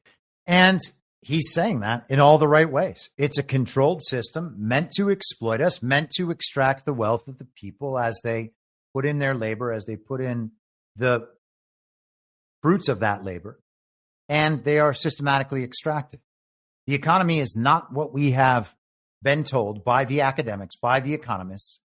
It is. It is actually a controlled system from the top down for the benefit of the global regime's bankers. Let us continue with Ackman. When markets crash, we went through that one. Here we go. And it is not just the big companies that will suffer. Small and medium-sized businesses and entrepreneurs will experience much greater pain. Almost no business can pass through an overnight massive increase in costs to their customers. And that's true even if they have no debt. And unfortunately, there is a massive amount of leverage in the system. Business is a confidence game, he says once again. The president is losing the confidence of business leaders around the globe. The consequences for our country and the millions of our citizens who have supported the president, in particular low-income consumers who are already under a huge amount of economic stress, are going to be severely negative. This is not what we voted for. Actually, Bill, it is what we voted for. These people do not understand Trump. They do not understand MAGA. They do not understand the American people. This is paternalistic the right word? I think maybe it is. They know better. No matter what, they know better because they're the people doing the important things. You see, that's why they're so wealthy. They control the global economic system from the top down. They won't tell us that. They'll pretend it's all free markets, but they're the ones who know how things work. You can create a system and create all the rules of that system. We could go back to baseball, as we talked about at the top of the show. Baseball's a game. It has rules. Somebody made up those rules. They're not natural rules that emerged. They were set out in a certain way to make the game function in a certain way.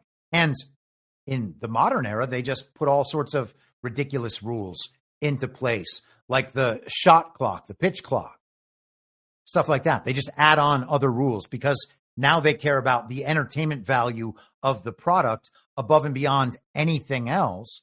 And so the system of rules and the justification for these rules is even now detached from what makes the game good or what makes the system function properly. Okay? If you make up the rules for a system and you learn all the rules of the system, that doesn't then suggest that you understand how things work in a state of nature or in a state of actual free markets.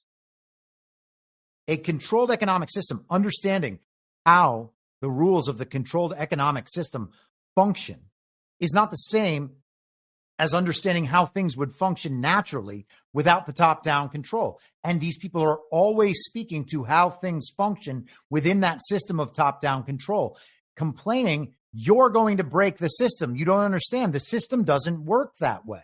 You're going to break the system. If you do that thing, it's not going to work within the system. And again, the point is to break that system of control. The president has an opportunity on Monday, Ackman says, to call a timeout and have the time to execute on fixing an unfair tariff system. Alternatively, we are headed for a self-induced economic nuclear winter, and we should start hunkering down, make cooler heads prevail. And if Bill Ackman is speaking as an economic elite, a Zionist, and a globalist, then perhaps that's exactly right. The we in that instance is not everybody. He's attempting to portray that the we he's referring to is everybody. He's just looking after the good of everybody. But that's not what he's doing. He's looking after the good of the global elite. Alternatively, we are heading for a self-induced economic nuclear winter, and we should start hunkering down. Well, by all means, guys, start hunkering, okay? Remember how your system that you put in place made tens of millions of Americans and hundreds of millions, if not billions of people worldwide hunker down in 2020 from the very deadly pandemic that probably didn't even exist? Not saying nobody was poisoned, not saying no one was poisoned. Okay. We already did our hunkering down, Bill. Many of us, I should say, lost our careers. We lost our friends, our family, our acquaintances. We lost people because they were systematically murdered by hospitals. We've hunkered. You guys haven't hunkered. In fact, you amassed wealth throughout the entire period. While the normal people in the world had their lives, economically or otherwise, collapsing, you profited. So if you have to hunker, I don't know, man. I guess that's just how those chips fall, isn't it? And let's just come back briefly to Ackman's post that I had highlighted earlier. The part of the post, I should say. We will severely damage our reputation with the rest of the world. That will take years and potentially decades to rehabilitate. Years and potentially decades. Our reputation. Well, if he was actually talking about our reputation, that's not how that works. If he's talking about the U.S.'s role in the global top-down centralized controlled economy, that's going to take years, perhaps decades, to put back in place. Okay, that's what we voted for. Not that votes are real, not that elections are real, but that is what people support.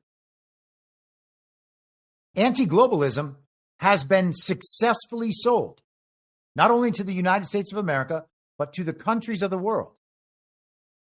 The opposition to globalism is everywhere. And it's not going to stop. The multipolar world order is emergent. And how do you fail to recognize that if your finger is on the pulse?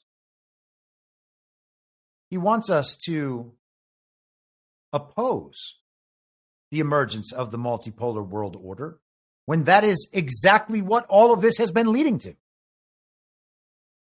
He continued last night, or this was from last night, going off on Howard Lutnick.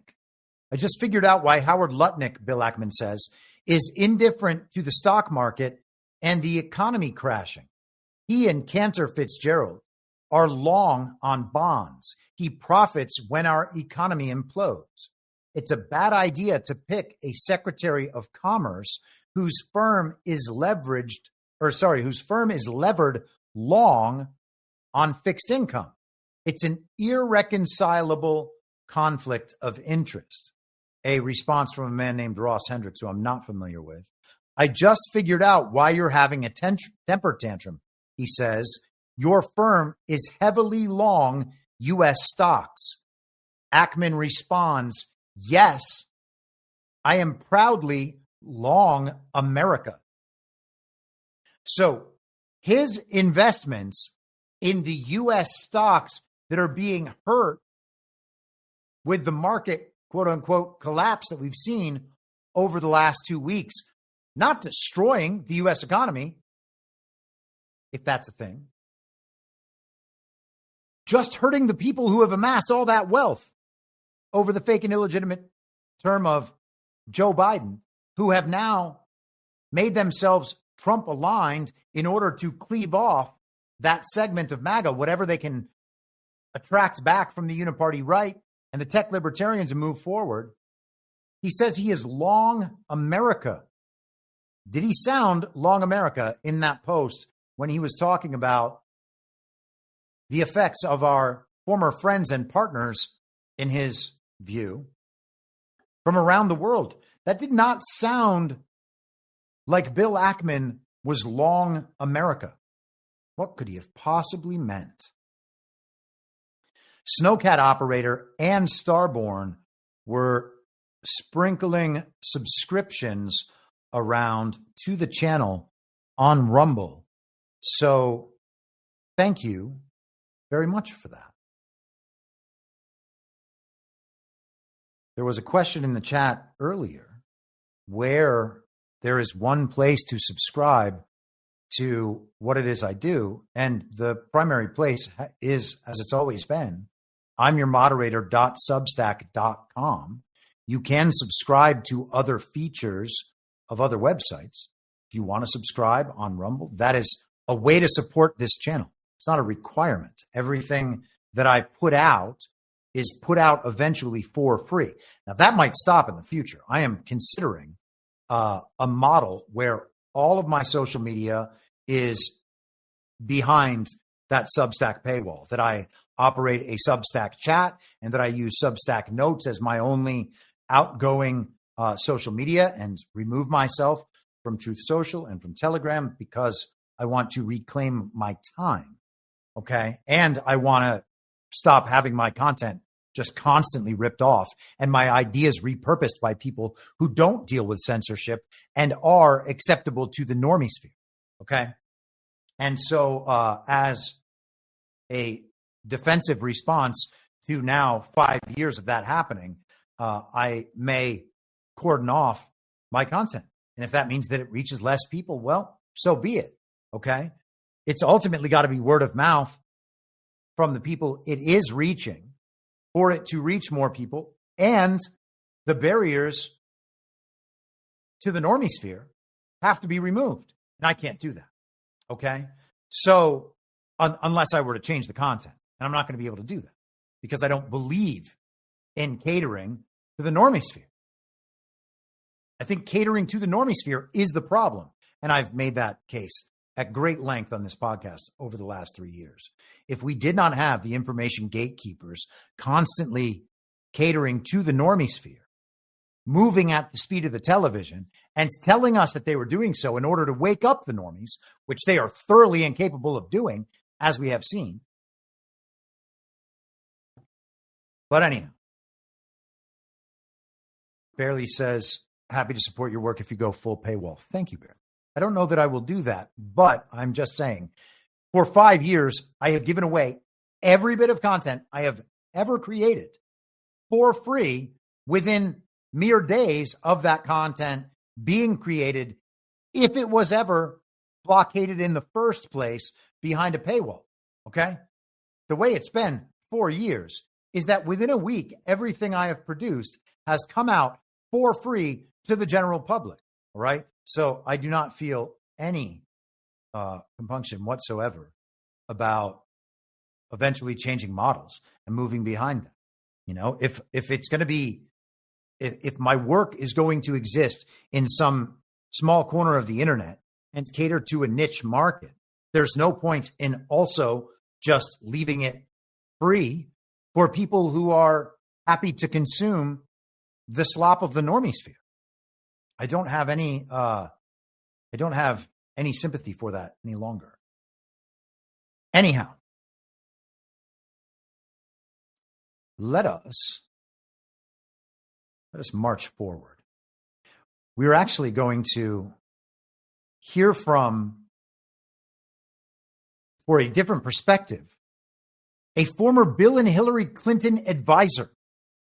This was just shocking. And this was actually, this post on X, formerly Twitter, was shared by Real Clear Politics as like one of the day's articles, which I found sort of shocking.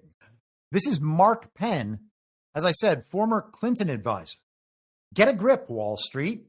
The tariff strategy is a risky but determined and certainly bold effort to undo the damage done to the manufacturing sectors of the American economy by unfair trade practices, especially from China. It is a reset of the global economic framework. Whether it works or not, I can't say, but the results will be for everyone to see. And the president, who has been successful with some unorthodox strategies in the past, knows his presidency and the success of his party are at stake here. But the markets need to do the math. We only import 11% of our economy, and a 20% tariff on half of all imports is only about 1% added costs, most of which goes to reduce the deficit. Less than a fraction of the impact of sales taxes in virtually any state, and these tariffs are often on selected components rather than the finished goods. Yes, certain manufacturing industries are affected more than others, but then they can search for substitutes and retool. And some brands can now boost their sales if they are made in America. And after all, that's the whole point. Wall Street needs to get a grip here. We've been through real disasters like the pandemic and the 2008 and 2009 crisis. If every state increased their sales tax 1%, the economy would not collapse.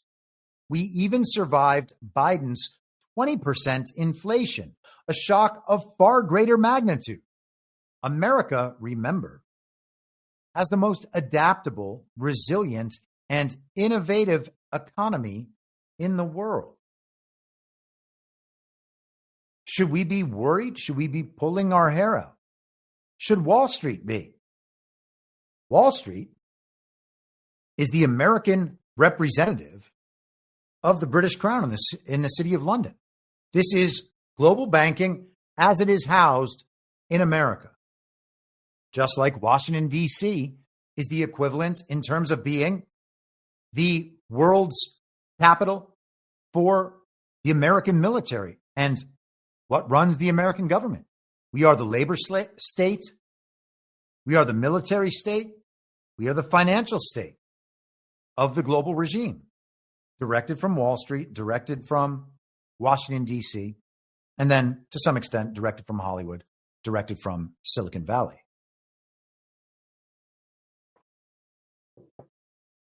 Is it the American economy falling apart?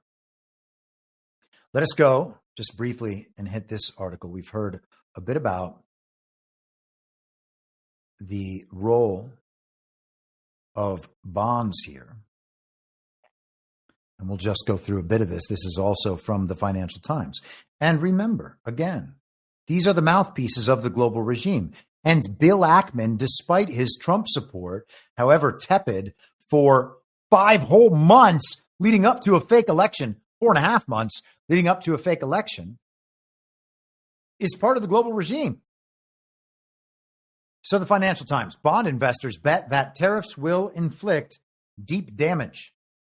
In an early interview as U.S. Treasury Secretary back in February, Scott Bessent made it clear that bond yields rather than stock prices were the financial market metrics that he and President Trump cared about most. While he didn't elaborate why, it's not hard to guess. U.S. bond yields set the price for new mortgages. They determine the price and availability of finance for most U.S. company borrowing. And perhaps most importantly to Trump, bond markets hold the purse strings to government. Since the interview, U.S. stocks have bombed, down 13% by mid-morning on Friday. Equity markets hate uncertainty, and there has been no shortage of that since Donald Trump's return to the White House. Tariff flip-flopping, public sector job cuts, and upheaval over government policy, and a broader assault on multilateralism have cast a dark shadow over the economic outlook. But bond prices have risen, meaning that yields have dropped. In the context of weaker global bond markets, this is impressive. British, French, and German 10-year government bond yields have risen over the same period. American exceptionalism lives on in their bond market, if no longer across their newly sagging equity indices. So basically, the measures that Bessent and Trump care about, separate from the measures that these mouthpieces of the global regime care about, and they are quite upset about this. Furthermore, this exceptionalism has occurred despite higher inflation expectations and an increasingly worrying debt trajectory, the traditional boogeymen of bond markets. Since Bessent's interview, both private sector economists and markets alike have revised higher their forecasts for U.S. inflation. Oh, so the people who manipulate the value of currency are going to inflate that currency, which is them changing the value of the currency whenever they want, as they always have? Wow. Wow. Wowie, wow, wow, wow. Wow. Wowie, wow, wow, wow. Amazing. Moreover, there has been much market chatter over a so-called Mar-a-Lago Accord involving what would effectively be a coercive exchange of treasury bonds upon America's allies. The idea was discussed in a report written by Stephen Miron before he became chair of Trump's Council of Economic Advisors. When asked about the idea last week, Miron would only say that Trump's focus was on tariffs. We don't know how much of the $3.8 trillion of U.S. Treasury holdings marked as foreign official holdings are owned by its allies, but talk of a debt exchange is unlikely to encourage them to add more. And it continues. We will see what happens. But again, the project is sovereign nationalism. America first, understanding the emergence of a multipolar world order, the end of the one world, international, liberal, rules-based order. That's it. That's the goal. These people can't imagine that that's the goal, and they can't imagine the emergence of any other system other than the ones they've devoted their entire lives to. That's natural, because they've devoted their entire lives to. They have not woken up. They have not thought, oh, damn. So we were wrong about everything? All that bullshit we convinced ourselves to believe while we were getting rich and famous and increasing our social status wasn't true? Darn. They haven't reached that moment yet. Because they haven't reached that moment, they can't imagine any other system. And this is true no matter what walk of life you find yourself in. You can talk to attorneys who still think that our legal system, as it's always been, will be how it always remains. That the old paradigms will persist, that court precedent will never be overturned, that the Constitution is the collection of statutes and regulations and court precedent layered on top of the 14th Amendment, itself unratified. All of that is just the Constitution. So what are you going to do? Get rid of the Constitution? No. We're going to get rid of everything that's not the Constitution. And then we might get rid of the Constitution. I don't think we'll have to do that, but we might. And if we do, then so be it. Okay? But that's not the point. That's not the goal. The goal is to get rid of everything that's not the Constitution, because everything that's not the Constitution has been a usurpation of that Constitution, a violation of the system of rules. It's not itself the system of rules. And that stuff has to be removed. And the inability to imagine what comes after that is not itself a justification to maintain the system of rules that is already the usurpation. Okay? You don't keep the usurpation in place just because you think it's going to be hard to make the adjustment to the system that was actually the one that people agreed to the extent that people agreed to any of it. And I think the argument's pretty conclusive that no one has agreed to any of it. Lysander Spooner makes the argument as well as it can be made, including that our voting is no consent whatsoever to the system. And with a secret ballot, you can't actually prove that anyone has consented to the system.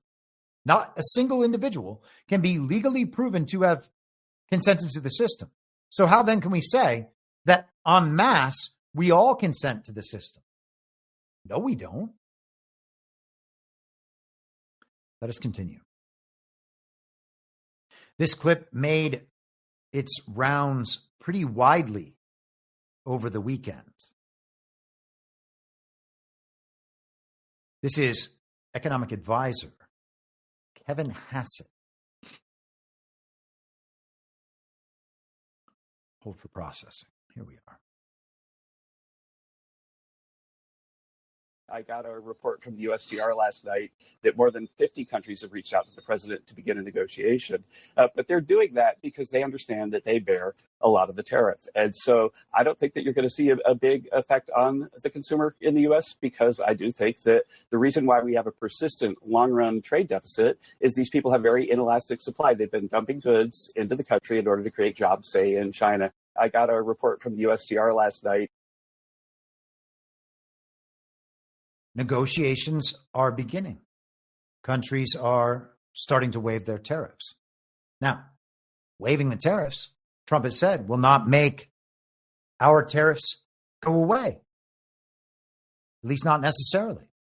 It's certainly leverage for negotiations.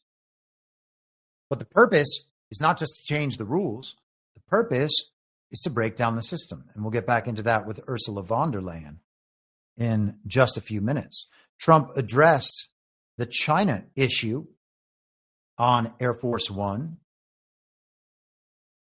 Let me just make sure I'm pulling the right clip. First one first. Here we are. Chinese foreign The Chinese foreign ministry said that the market has spoken when asked about the tariffs. What do you make of that? The market has spoken when they look at the fact that we have $1 billion trade deficit. When you look at the trade deficit that we have with certain countries, way over $1 billion per country. But with China, it's $1 trillion. And we have to solve our trade deficit with China. We have $1 trillion trade deficit with China. Hundreds of billions of dollars a year we lose with China. And unless we solve that problem, I'm not going to make a deal. Now, I'm willing to deal with China, but they have to solve their surplus. We have a tremendous deficit problem with China. They have a surplus of at least $1 trillion a year. I think it's like $1.1 trillion. And I want that solved. And no other president's taken it on. I had to take it on the last time, and then we had a rigged election. No other president's taken it on. And so China is, they say the market's spoken. China is right now taking a big hit because everyone knows we're right. They have to pay tariffs because otherwise we have a surplus and they have a surplus with us that is not sustainable. Mr. President. And we're talking about $1 trillion. You know that, right? We're not going to lose $1 trillion for the privilege of buying pencils from China. So we're not going to lose $1 trillion for the privilege of buying pencils from China. Now, naturally, Donald Trump has been fact-checked on the claim that we have $1 trillion trade deficit with China. And it is supposedly roughly a quarter of that, like 260 billion-ish. So what does he mean? What could he be talking about? This is going to be one of those things that I know some people are not going to get on board with, and I understand it. Okay. Good twin, evil twin. If you look at what China is, good twin, evil twin style, China is just the regime faction as it exists in China. Okay. When Trump is saying bad things about China, he is referring to the evil twin faction in China. He's not referring to the Chinese people. He's not referring to Lao Baixing. And I don't believe he's actually referring to Xi Jinping either, who he says is a brilliant man and he gets along well with, and they had a trade deal worked out. All of the decoupling, of course, is part of that plan. It's been 5 years in the making. So when Trump says China, is he talking about the global regime in China? And I believe that the answer to that is unequivocally yes. Okay. And so if he is using China as an avatar of the global regime to explain the problem of trade deficits, and he's saying that it is $1 trillion, then what is it he means? Is it beyond China? And I would suggest that, yes, it is well beyond China. The machine says that our 2024 trade deficit was $1.2 trillion.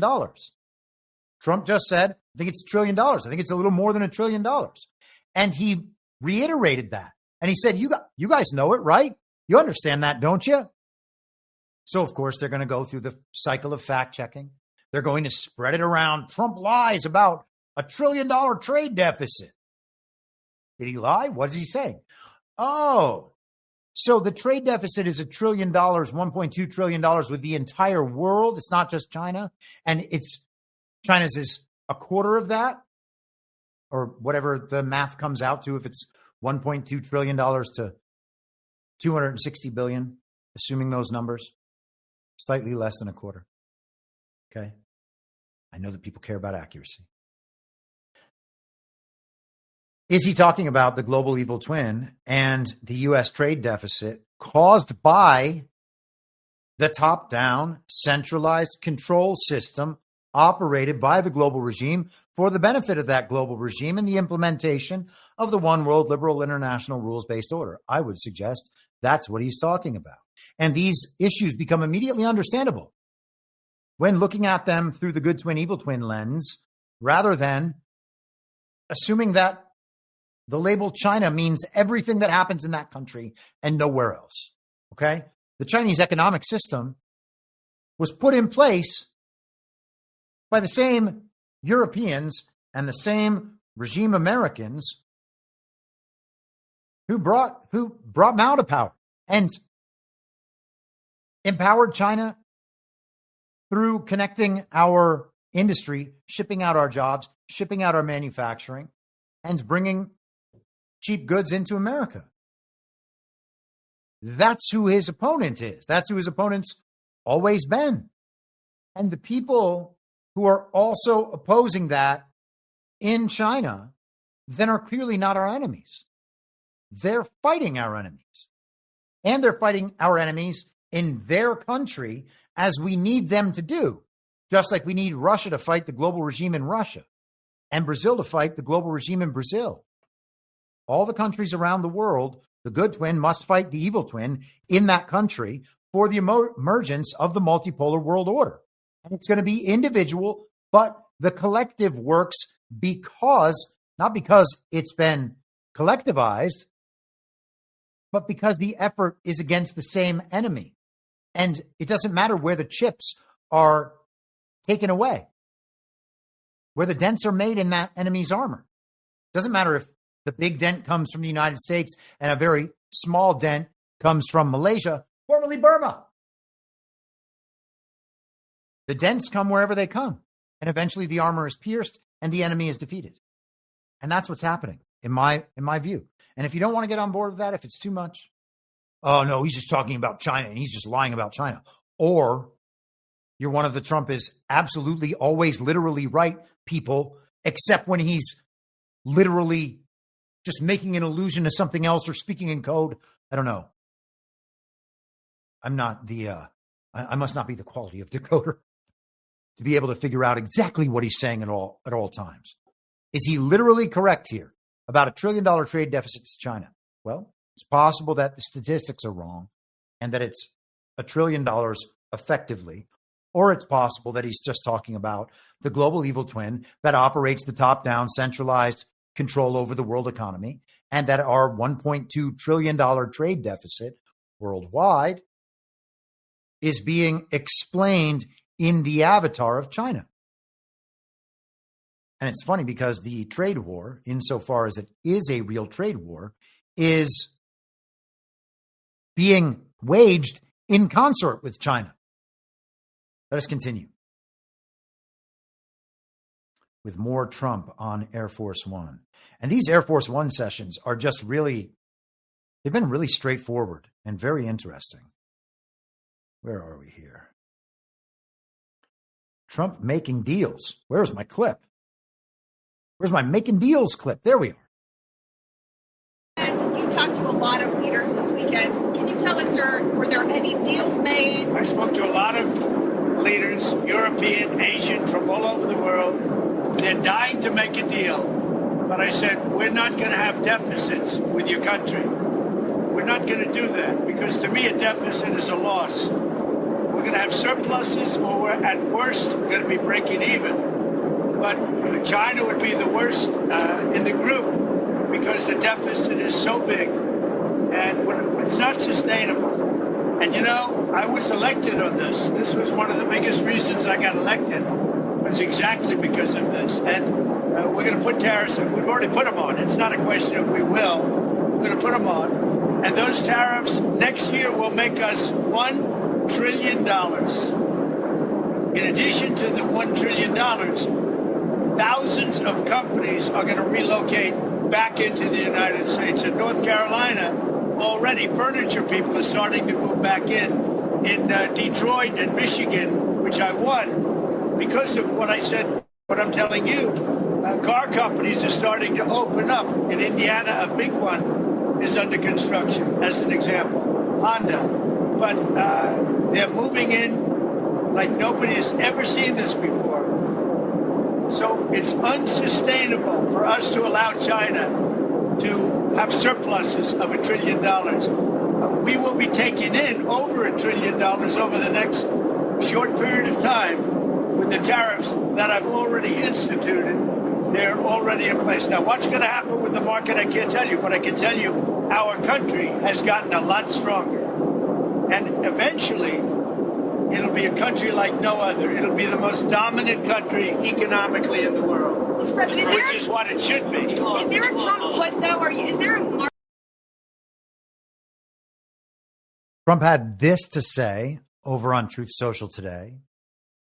Oh, wait. I should share that. Countries from all over the world are talking to us. Tough but fair parameters are being set. Spoke to the Japanese prime minister this morning. He is sending a top team to negotiate. They have treated the U.S. very poorly on trade. They don't take our cars, but we take millions of theirs. Likewise, agriculture and many other quote unquote things. It all has to change, but especially with China. And he brings it back to China. And so we will continue to his China post from this morning. This was the big one. Yesterday, China issued retaliatory tariffs of 34% on top of their already record-setting tariffs, non-monetary tariffs, illegal subsidization of companies, and massive long-term currency manipulation. Despite my warning that any country that retaliates against the United States by issuing additional tariffs above and beyond their already existing long-term tariff abuse of our nation will be immediately met with new and substantially higher tariffs over and above those initially set. Therefore, if China does not withdraw its 34% increase above their already long-term trading abuses by tomorrow, April 8th, 2025, the United States will impose additional tariffs on China of 50% effective April 9th. Additionally, all talks with China concerning their requested meetings with us will be terminated. Negotiations with other countries, which have also requested meetings, will be taking place immediately. Thank you for your attention to this matter.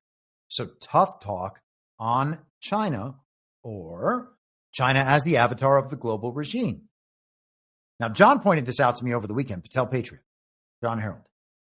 He said, isn't it interesting that Trump is going to trade war with China and with Xi Jinping while at the same time saying that Xi Jinping has to approve of any sale of TikTok. How could it be that those two things are happening while Donald Trump wants this TikTok sale?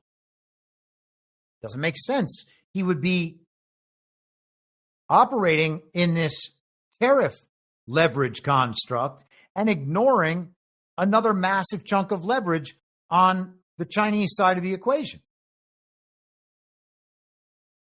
We talked the other day that the decoupling from China has been in process for 5 years. They have planned this out for such a long time, and it's been operative for such a long time, and they remained in touch. Donald Trump used to say that Xi and these other world leaders thought that he was playing an April Fool's trick on them every day. He's playing a trick on us by having the fake and illegitimate president Joe Biden in place. He's not playing a trick on them. He was playing a trick on those people who believe whatever the television says and are happy to go along with the hoodwinking and never resist it. And he tricked them awfully well. But the decoupling has been going on the whole time. So if he puts on tariffs and China responds and he raises and China raises, and eventually the whole system, the whole global trade system collapses, the centralized system of control collapses and has to then be reset. Well, that's the plan. Is that a trade war? No, it's a collaboration. Let us continue.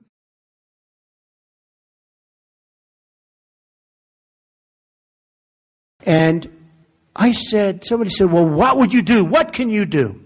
So, by the way, for those listening on audio who aren't seeing this, this is a substantially older clip of Trump. This might have even been before he was president, but this is Trump talking tough about China. So easy. I drop a 25% tax on China. And earmuffs, by the way. And, I said to somebody that it's really the messenger. The messenger is important. I could have one man say, we're going to tax you 25%. And I could say another, listen, you motherfuckers, we're going to tax you 25%. And, of course, it gives the thug life meme and drops the little glasses. And is that a blunt? Is that a spliff? It's a technical term. It's not a cigarette. Into his mouth. But yeah, this is Trump's position the entire time. And the messenger actually does matter. We are now seeing that the messenger matters. Let's go back to another Trump Truth Social post here. This is from this morning as well. Countries from all over the world are talking to, oh no, that's the one I already did. Okay, that for some reason that was in my lineup twice. We can skip that. We're going to skip right over that. Now, it was announced this morning that Georgia Maloney, it was announced yesterday, I guess. This article is from Reuters yesterday. I didn't see it until this morning. Whoopsie. Italy's Maloney pledges to support businesses hurt by Trump's tariffs. And she is additionally planning to meet Trump. Italian media, it says at the end of this article, reported on Sunday that Maloney could meet Trump in Washington in the week of April 14th for talks. That's next week. She attended his inauguration in January, but this would be her first visit since then. Now, the idea would be that Maloney, as a friendly ambassador of the EU nations, would come to represent the interests of all the EU nations in the tariff negotiations with Donald Trump. That is what's being sold. Or it could be, and this is an Eva Vlardingerbrook, I think is her name, insight that has made the rounds over the past couple of days following this announcement. It could be that Giorgia Meloni is negotiating on behalf of Italy in an Italy first kind of manner. And then if the EU countries begin forming their own bilateral relationships with the Trump administration, what happens to the EU? Well, the EU collapses, as we've talked about for many years now. The collapse of the EU, the breaking apart of the EU, has been one of those things that seems awfully inevitable with the Ukraine stuff and with the rest of it. And you got to wonder if that signals bigger fragmentations, including here in the United States. I don't know what the future of that's going to be, but we shall see.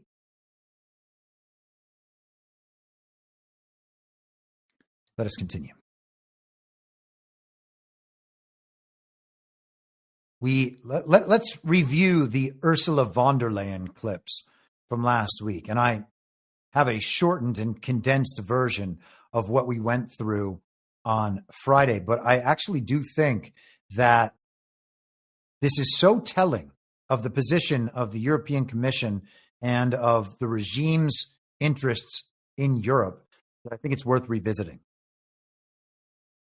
President Trump's announcement of universal tariffs on the whole world, including the European Union, is a major blow to the world economy. I deeply regret this choice. Let's be clear-eyed about the immense consequences. The global economy will massively suffer. Uncertainty will spiral and trigger the rise of further protectionism. The consequences will be dire for millions of people around the globe, also for the most vulnerable countries, which are now subject to some of the highest US tariffs, the opposite of what we wanted to achieve. The tariffs will also hurt consumers around the world. It will be felt immediately. Millions of citizens will face higher grocery bills. Medication will cost more, as well as transportation. Inflation will go up. And this is hurting in particular the most vulnerable citizens. All businesses, big and small, will suffer from day one. From greater uncertainty, to the disruption of supply chains, to burdensome bureaucracy, the costs of doing business with the United States will drastically increase. And what is more, there seems to be no order in the disorder, no clear path through the complexity and chaos that is being created as all US trading partners are hit.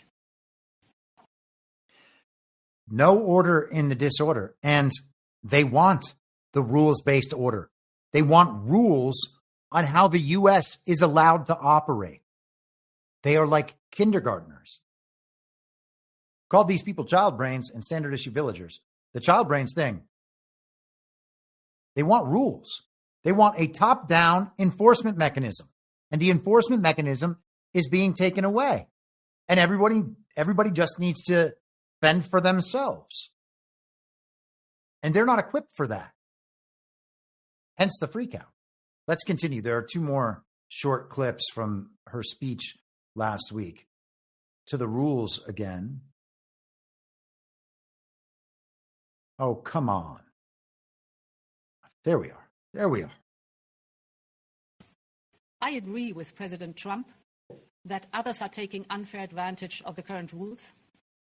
And I'm ready to support any efforts to make the global trading system fit for the realities of the global economy. But I also want to be clear. Reaching for tariffs as your first and last tool will not fix it. This is why from the outset, we have always been ready to negotiate with the United States to remove the remaining barriers to transatlantic trade.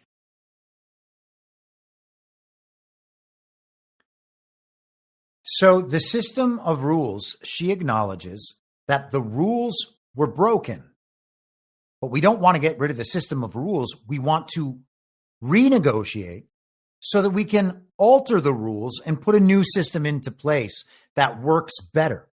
Well, here's the thing. If the rules were broken by their side, then the rules, and no one enforced them, then the rules don't apply to their side. It's the same thing as the two-tiered system of justice in the United States and the abomination our legal system has become. If the rules are only applied to one side, for the benefit of the other side, and it doesn't go the opposite way, that's not a system of rules. That's just abuse from power. And if they're not in power anymore and the abused do not want to be abused anymore, well, then the system has to go. The rules, that there is a system of rules in place that governs the behavior of only one side and is enforced on only one side. That's the problem. That's the problem that needs solving. And I just, again, thought that this particular part was so funny because of the language that she uses, but also because the signal that she's putting out. I know that many of you feel let down by our oldest ally. Yes, we must brace for the impact that this will inevitably have. Europe has everything it needs to make it through the storm. We are in this together. If you take on one of us, you take on all of us. So we will stand together and stand up for each other. Our unity is our strength. Where we go one, we go all. We're going to make it through the storm. Unity is our strength. Unity, begging people to be united, is a sign of weakness. It is always only that. It's nice to be unified around the proper goals and proper values. This is what I've been saying since the Ron DeSantis op, when we were always told we had to unify with them. We can't go after the Ron DeSantis people because that's going to disrupt our unity. Well, we're already not unified with them, and they're not interested in unifying around the proper set of values. So we plant our flag, and whoever wants to rally around the flag is welcome. We can be welcoming, but we're not going to force unity, because forcing unity is a compromise. And you don't compromise with evil people. And that's what we have been led to do in this country for so long. And people in various movements try to lead everybody toward unity and claim, oh, we're all family here. We've got to be together. We've got to be together. Really? We all have to be together? Is it for your good or all of our good? Oh, it's for your good. You're the one always calling for unity. I see. And just portraying the idea that a disparate collection of people are all actually a family because we sort of agree on a few things, well, that's cult behavior. I would assume that the proper response, wherever pleas for the unity and the rest of it are involved, is, I was going to say go F yourself, but I'm trying to keep it kid friendly, having already had 2 examples of the need for earmuffs in this here podcast already. I'm trying to be nice. I'm trying to be polite. It's hard. So hard. Dan Wright says, check your Truth Social DMs regarding adversity at the protest. Team Smooth says, actual unity can't be forced. And I do agree. Dan Wright's post was here, by the way. This is what he's referencing. A post by David Harris Jr. Soros-funded NGOs were instructed not to pay black protesters. Black influencers went online to warn blacks not to attend. The D.C. area is almost 50% black, and yet very few black faces were seen at the anti-Tesla and Musk protests yesterday. Why don't Democrats want blacks at these protests? Well, it's a good question. I don't know the answer. One note on that Soros thing, and clearly I'm no fan of Soros, but talking about Soros, his role in financing color revolutions, the Soros organization being frozen out of countries like Myanmar. I want George and Alex Soros as far away from world politics. They're sponsors of the crisis group as well. Don't want them to have anything to do with anything. That said, calling everything Soros is actually probably at the point of being A, retarded, and B, destructive. George Soros is like an ancient shell of what he used to be, and that role is being moved elsewhere. And if we keep focusing on the Soros of it all, we are probably missing the ball, and we shouldn't be doing that just to score easy Soros points. I mean, Tucker Carlson, the New York Post, like every normie talks about George Soros, okay? Like it's past its expiration date. It's not to say we need to move on, but we do need to move forward. Soros funded rings of "It's the Jews," says Barely.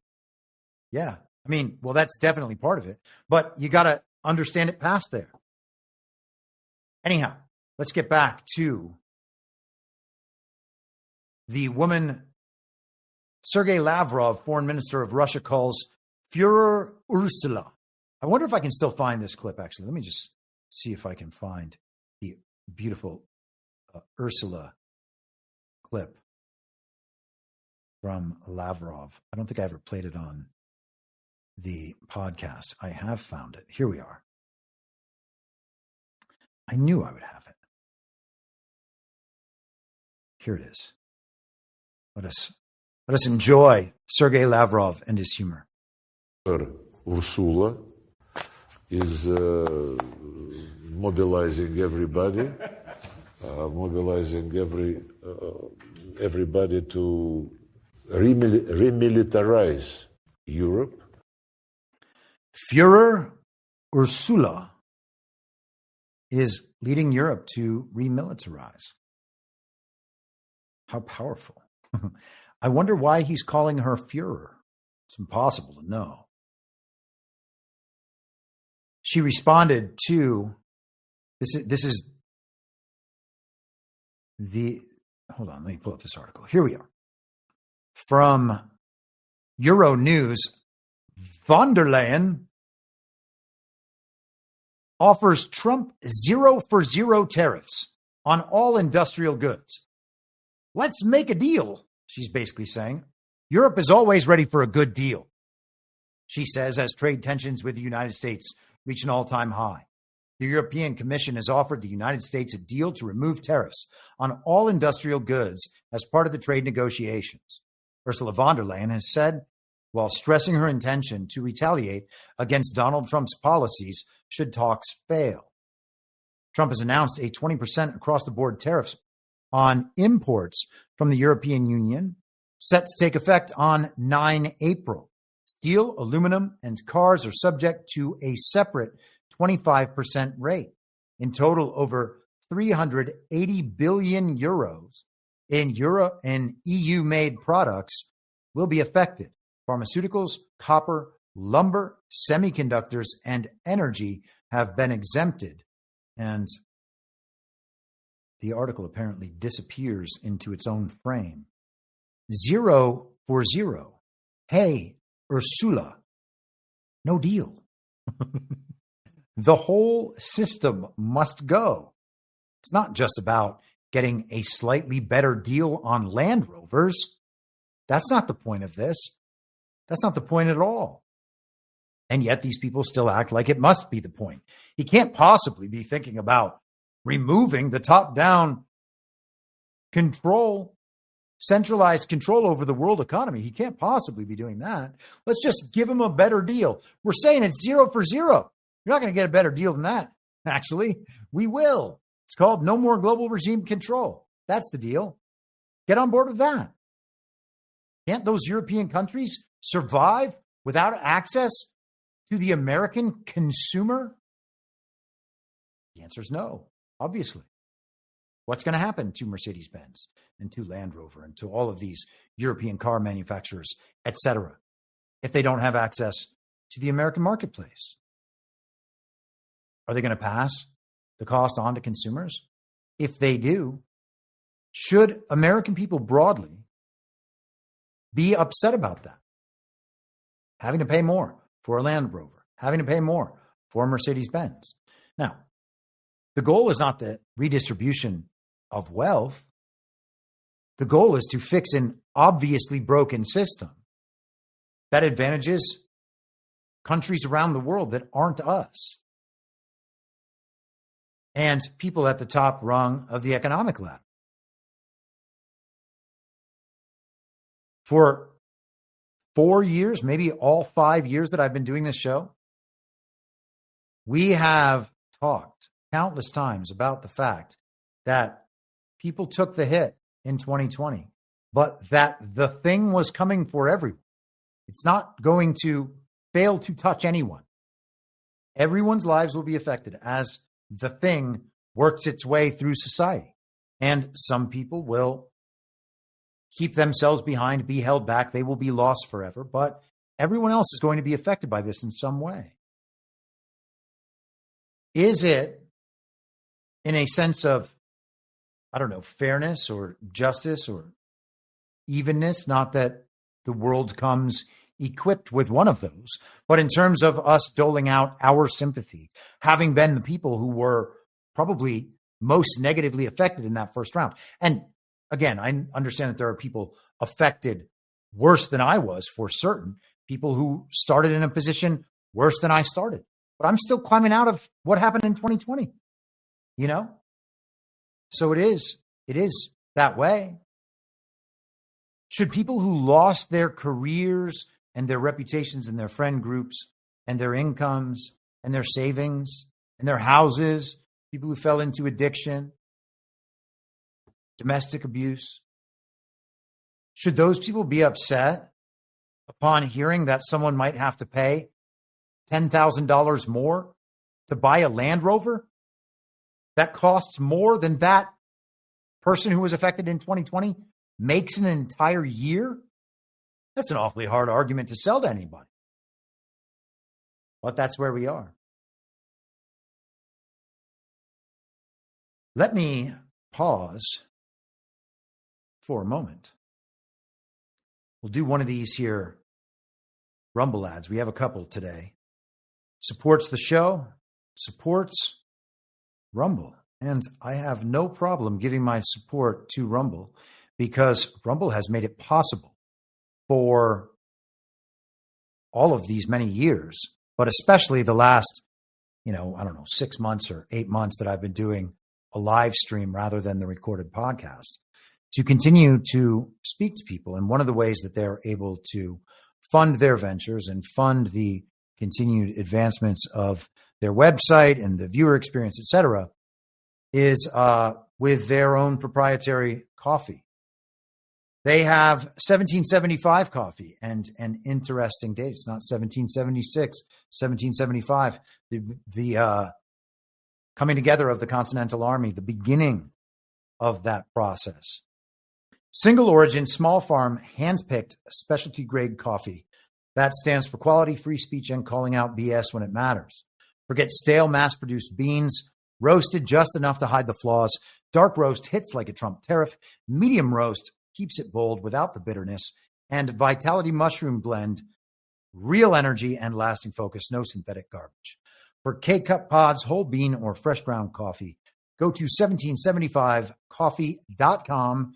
Use code STUDIO for 15% off and start your morning with coffee that stands for something. And oh yeah, every dollar spent enters you to win a Cybertruck and $30,000 in cash. Now, I don't know if you're going to win that. Kind of think that chances are you're not. Just play the odds. But do it for the coffee. If you're doing it for the Tesla and the $30,000 in cash, well, you are making bad bets. We don't want to make bad bets, but we do want to buy good coffee. So there it is, 1775coffee.com, promo code STUDIO. And let us get back to our regularly scheduled programming. So Ursula is now ready to negotiate. Here she is, assuming I have properly labeled this. And ready to negotiate with the United States. Indeed, we have offered 0 for 0 tariffs for industrial goods, as we have successfully done with many other trading partners, because Europe is always ready for a good deal, so we keep it on the table. But we are also prepared to respond through countermeasures and defend our interests. Yeah, very, very scary. So they've offered that deal to other countries, but not to ours? Well, what is this? We had to apply tariffs just to get you to give us the deal that you've given to these other countries? So we had a different price? That's messed up. Trump. Back to Trump on Truth Social. He posted this morning, this from Fox Business.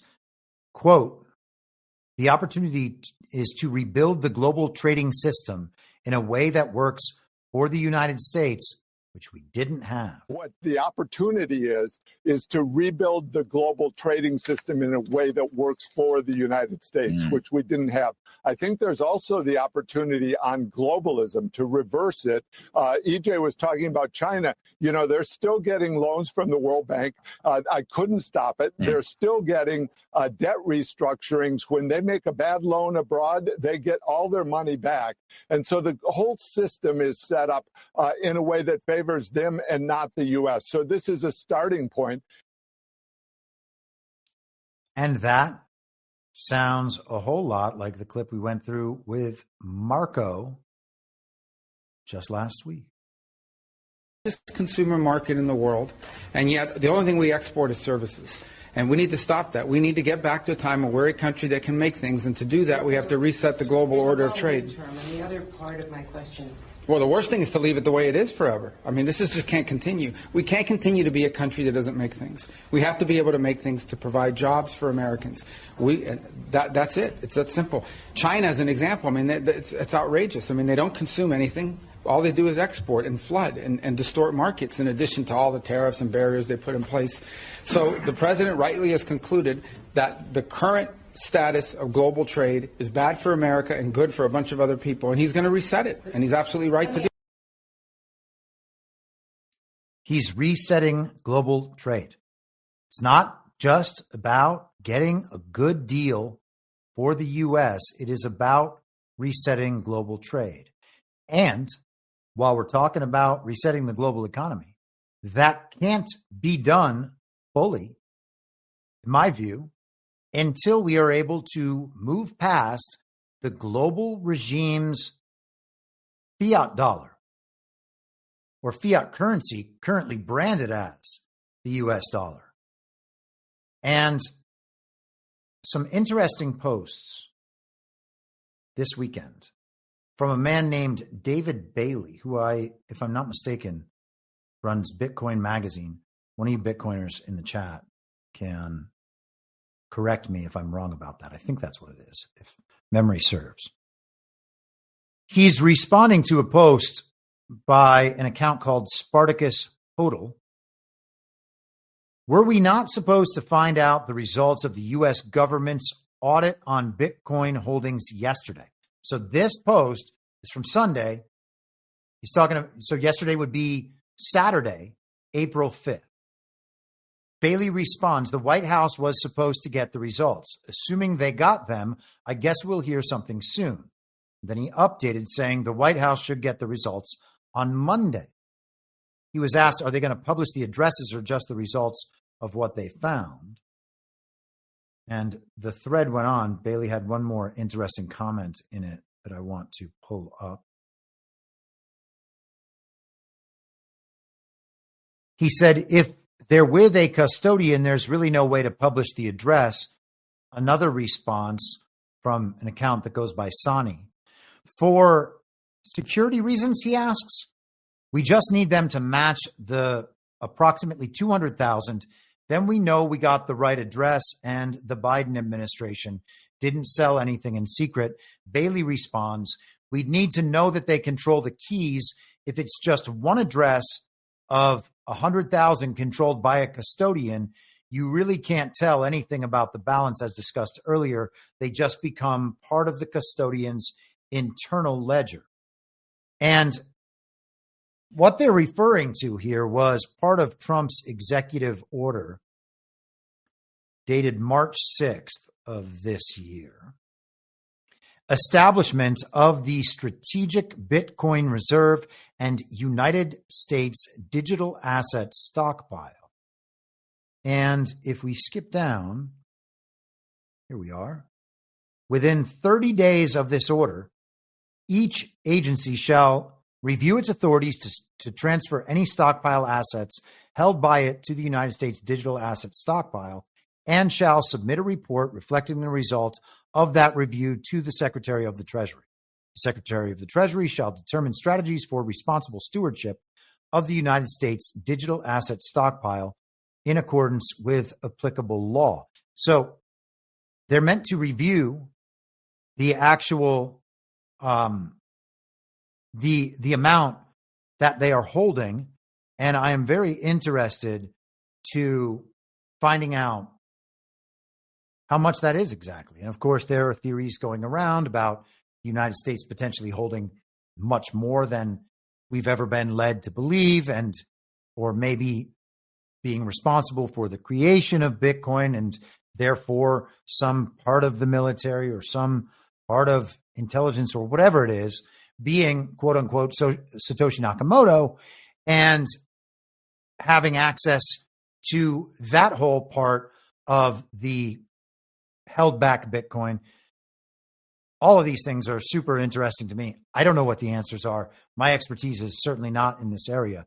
So other people, smarter people than I on these subjects will have to figure all of that out. But it is interesting just in a timeline sense that the 30 days would coincide so directly with this period of market volatility and a global trade, global market adjustment to that volatility. All right, so I'm of two minds here.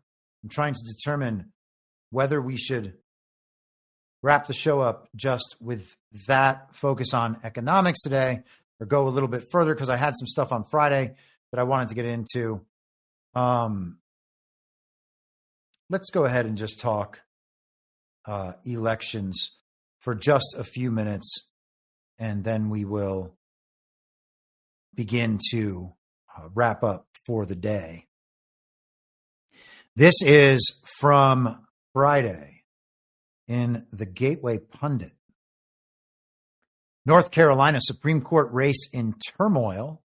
Democrats' 700-vote victory now in jeopardy as 65,000 voters ordered to prove eligibility or be removed from the count. And, you know, I am obsessed with the ultimate understanding by the American people that our elections are fake, they are rigged, they are stolen. The people pretending to represent us are, in my view, committing treason by doing so. That I cannot buy the argument that they are ignorant about the status of our election system. They are elected as and then become the beneficiaries of the rigged election system. What was hailed by Democrats as a narrow 734-vote victory for Allison Riggs in the 2024 North Carolina Supreme Court race is now spiraling into electoral chaos, as a court ruling has cast doubt over tens of thousands of ballots that could flip the outcome in favor of conservative challenger Judge Jefferson Griffin. All right. I want to pull up the 2024 election results statewide for North Carolina, because I think that North Carolina is one of those that you can point to immediately and understand that things were very, very wrong. And similar to the result we had in Wisconsin last week, where two results were delivered by ostensibly the same voters, indicating entirely divergent viewpoints, which is impossible. North Carolina is a wonderful example of that. Here are the results for the presidential race. Donald Trump defeated Kamala by a very large margin here. That's 183,000 votes. And then in the governor's race, the Democrat Josh Stein defeated Mark Robinson, who made himself a national figure and is a very powerfully and well-spoken individual, black man. But then he was attacked because he was like supporting Hitler or something. And he lost by 800,000 votes. So we are supposed to believe that nearly 1 million voters who voted for Donald Trump as president, there's an 1 million vote gap, I should say, between voting for Donald Trump as president and voting for Josh Stein, the Democrat, as governor. That does not make sense. That does not make any sense. 650,000 plus Trump voters chose not to vote for Mark Robinson. And many of them instead voted for Josh Stein, we are told. Not possible. So back to North Carolina on this Supreme Court race.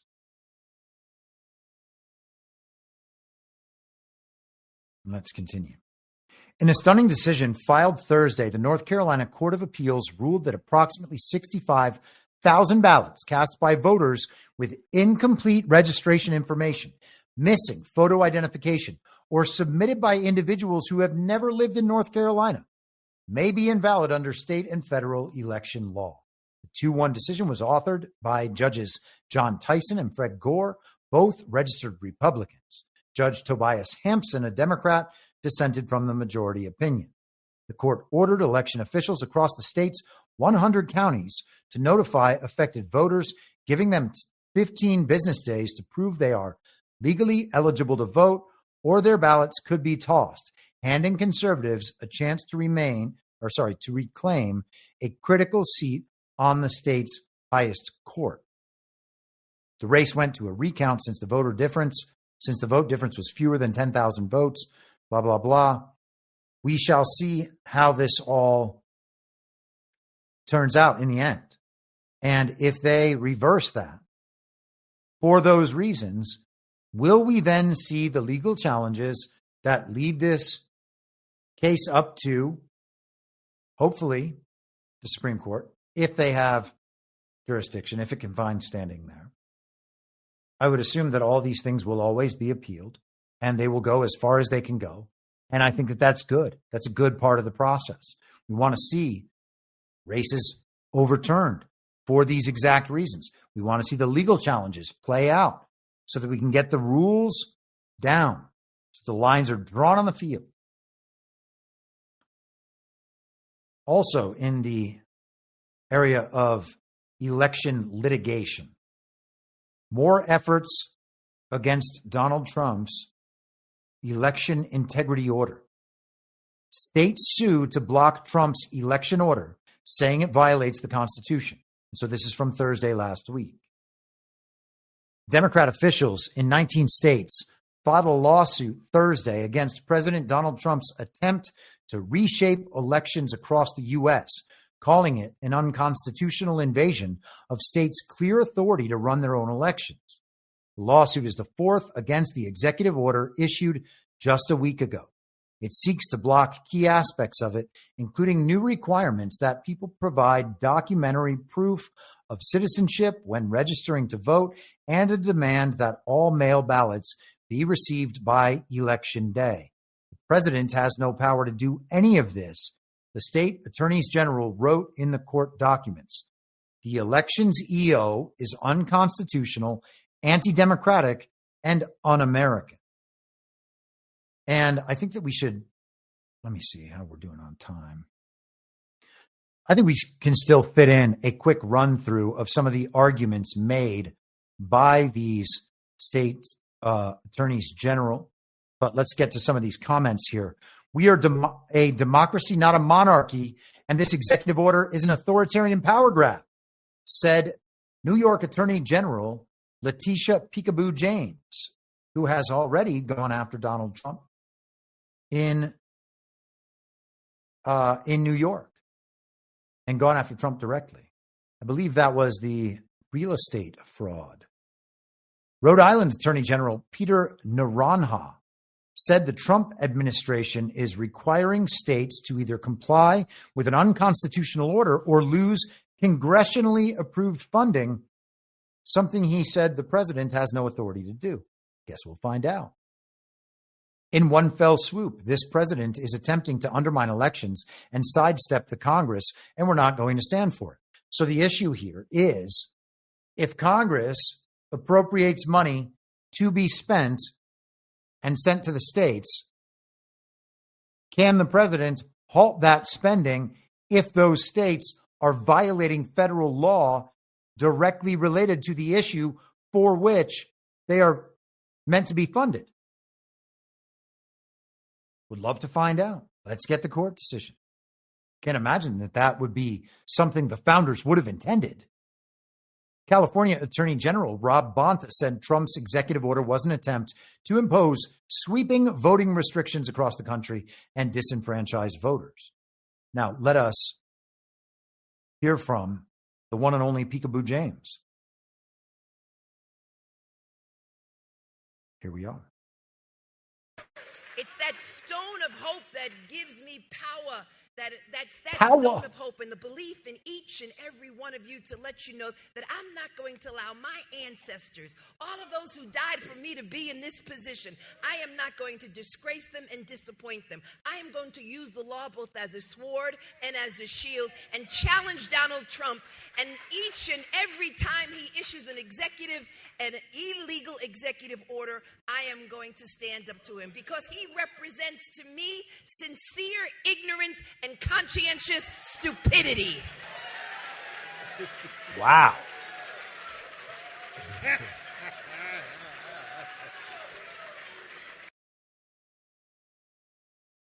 That's really something. A sword. Power.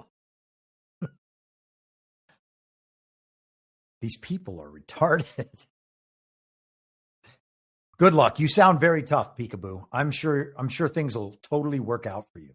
Let's go through just the introduction to this case and let's see what arguments are being made here. This is the complaint. The president's constitutional role in elections is limited to competing in them and enforcing election laws enacted by Congress. Nonetheless, on March 25th, 2025, defendant President Donald Trump issued Executive Order 14248 entitled Preserving and Protecting the Integrity of American Elections. This is the Elections EO, to transform how federal elections are conducted throughout the nation. The EO was to enforce the laws in place and to direct the Department of Justice, for instance, to make sure that the laws were enforced and that people would be prosecuted when they weren't following the laws. The United States Constitution is clear about the power to regulate elections. As the sovereigns closest to the people, the states have primary responsibility. As Madison explained at the Virginia Convention, it was found necessary to leave the regulation of federal elections in the first place to the state governments as being best acquainted with the situation of the people. And that's especially interesting because, as I mentioned last week or the week before, H.R. 1 from the fake and illegitimate Congress in the first half of the fake and illegitimate president's term, H.R. 1 was an amendment, a measure to federalize elections and make sure that the elections are controlled centrally from the federal government. The same communists in 2020 were arguing during the negotiations for the COVID relief packages in favor of universal ballot harvesting and universal mail-in balloting for everyone on the voter registries all around the country, dictated from the federal level. And now that's a problem. If they want to put this precedent in place, by all means, let's get the ruling that the federal government has no role in elections. Under the Elections Clause, Congress may preempt state elections law for federal contests, but nowhere does the Constitution provide the president or the executive branch with any independent power to modify the state's procedures for conducting federal elections.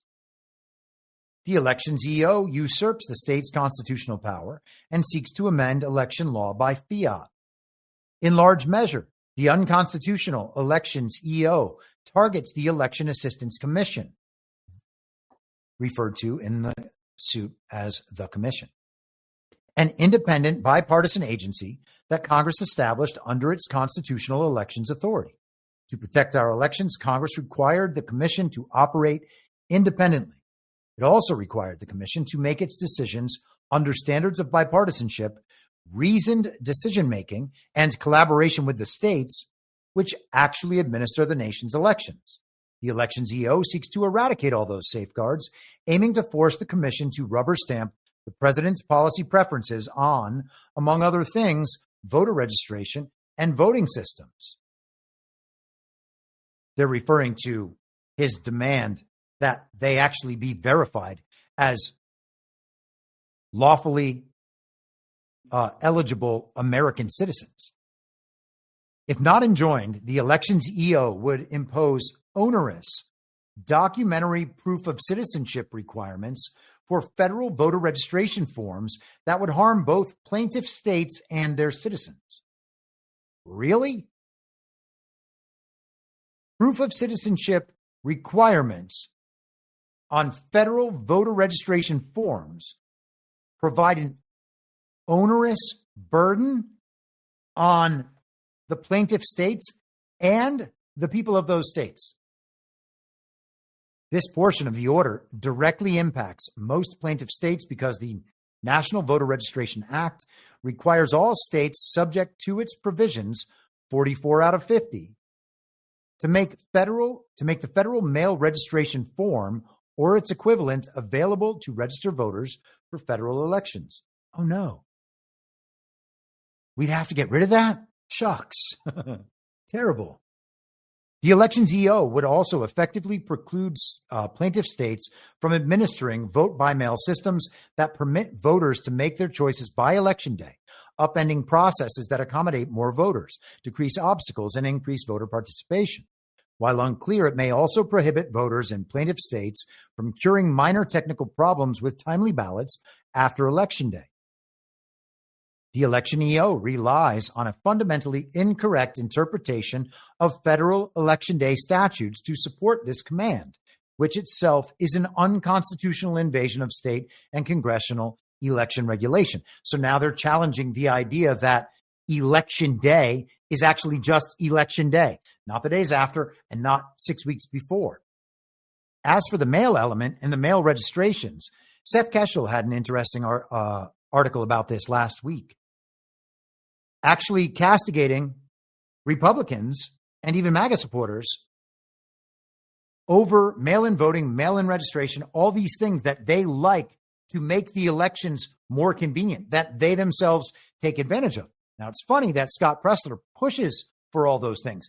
We need to participate in these aspects of the election system, even though they introduce opportunities for fraud and cheating and malfeasance at every single level. People still should participate, according to Scott Pressler, and a lot of people do participate. And Seth Keshel was making the point that people want the benefits of these changes. They want the system to be righted, but they're not willing to inconvenience themselves in the push for the system to be righted. And if that's the case, then they can't very well expect the system to be righted. And I think he makes a valid point there. Vote on Election Day in person. Make sure the system works, or don't vote. I mean, I don't give a shit whether people vote or not. But this elections EO, back to the lawsuit, thus unconstitutionally treats plaintiff states as mere instruments of the president's policy agenda. Ridiculous. To implement the president's policies, the elections EO necessarily commandeers plaintiff states' election apparatus because states administer almost the entirety of the national election system. For instance, there is no federal voter registration database. Each state maintains its own registration system. The mandates of the elections EO, therefore, require state officials to participate in the verification of voter citizenship documentation, a purported requirement that is itself contrary to the NVRA. And you can see the distortion of the system in this. okay? The states dictate how elections are run. The states now, because of how elections have been changed, that there are now direct elections for senators, the quote-unquote popular vote in each state. That wasn't how the Senate was designed. And that we are voting for president rather than just voting for our congressional representatives in our states who would then be the electors. So those distortions of the system have created more emphasis on federal elections that the federal government is supposed to be kept totally out of. So the stakes were increased and the control was not changed. That's the argument being made, even though these people wanted to entirely change the system. Likewise, Section 2D of the Elections EO commands the head of each state designated federal voter registration agency under the MVRA to immediately begin assessing citizenship prior to providing a federal voter registration form to enrollees of public assistance programs. This ambiguous provision potentially sweeps in a wide range of state and local offices serving low-income and disabled residents, obligating them to bear new administrative burdens. And so they're making a class distinction here and going toward unequal treatment, which is going to be 14th Amendment. Likewise, there is no national ballot. Again, each state provides its own ballots, tabulates votes, and certifies its own results. Each of these steps are governed by state law. The Elections EO unilaterally and baselessly attempts to rewrite those laws to prohibit states from counting ballots that arrive after Election Day, even though they were postmarked on or before that date. And again, same thing. The Elections EO violates the Constitution. It interferes with states' inherent sovereignty and their constitutional power to regulate the time, place, and manner of federal elections. It also usurps Congress's power to legislate under the Elections Clause and to appropriate under the Spending Clause. Because Congress has not chosen to implement the changes the president seeks to impose by decree. The critical funds at issue have, in large measure, already been appropriated by Congress. And if these coercive threats were not enough, the Elections EO threatens to target plaintiff states with Department of Justice investigations and potential prosecution. Yes, for violating federal law. If they don't want a Department of Justice and they don't want federal law, wonderful. I'm 100% on board with that. But if you do want those things, well, then the Department of Justice has to enforce federal law. It can't just be there as this paper tiger, this illusion that only serves their needs, just as we spoke about before. And I'm going to wrap this up in just another page here. It bears emphasizing the president has no power to do any of this, according to the lawsuit. Neither the Constitution nor Congress has authorized the president to impose documentary proof of citizenship requirements or to modify state mail ballot procedures. Indeed, the text, structure, and history of the NVRA itself confirm that the federal form can only require citizenship verification by attestation. So if you say you're a citizen, you are. The president cannot add a documentary proof of citizenship requirement to the federal form because even the commission could not impose that requirement. Even if a documentary proof of citizenship requirement were substantively consistent with the NVRA, which it is not, only the commission can change the federal form, and then only in consultation with the states, with the majority approval of its bipartisan commissioners, and through reasoned decision-making subject to the Administrative Procedures Act review. Well, good luck on that. What is the Elections Assistance Commission, if not part of the executive branch? Oh, it's an independent agency. So we'll go after that again. As a consequence, the Elections EO is facially unconstitutional, ultra vires, and an affront to the state's sovereignty and their constitutional authority to regulate the administration of elections. And ultra vires means it's assuming power that is not rightfully its own. It's a usurpation. That's the accusation there. The injuries plaintiff states face are real, imminent, and irreparable. If the provisions of the elections EO challenged in this lawsuit are not enjoined, they will immediately impose significant harm on plaintiff states. Elections administration is complex, and the elections EO effectively orders plaintiff states at breakneck pace to implement trainings, testing, coordination, implementation, and voter education across multiple state agencies and databases. Forcing plaintiff states to complete these tasks effectively orders them to invest enormous time and resources, diverting election staff from vital election priorities like ensuring the operation of state voter registration systems and the sound operation of state and local elections, as well as primary preference elections, which occur regularly. In the compressed and finite timeline of state elections and legislative sessions, this work cannot simply be picked up later. For this reason, implementation of the elections EO, the EO's unlawful directives necessarily comes at the cost of serving plaintiff states, residents, and implementing state priorities.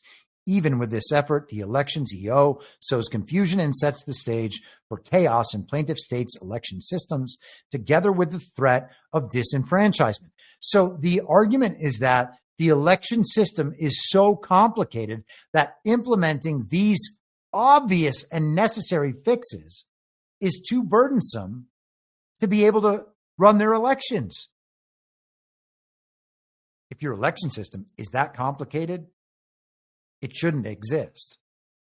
If instead plaintiff states choose not to comply with the president's blatantly unconstitutional attempt to legislate by fiat, they will suffer severe cuts in federal funding that will throw the national electoral system into disarray.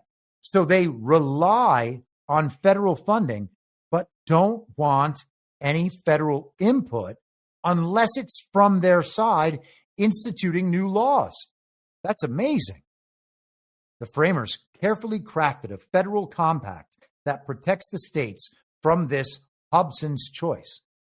If we're talking about what the framers carefully crafted, then our election system clearly is nowhere close to that. For all these reasons, the suit says, wrapping up, the elections EO is unconstitutional, anti-democratic, and un-American. It intrudes on the constitutionally reserved powers of the states and Congress. It purports to subvert laws that Congress has passed in ways that Congress did not allow and in conflict with the text of those laws. Through this action, plaintiff states seek a judgment declaring certain specific provisions of the elections EO to be unlawful and void, and corresponding preliminary and permanent orders enjoining action on or enforcement of those specific provisions by any defendant except the president. So what an effort. Will they see any benefit to that effort?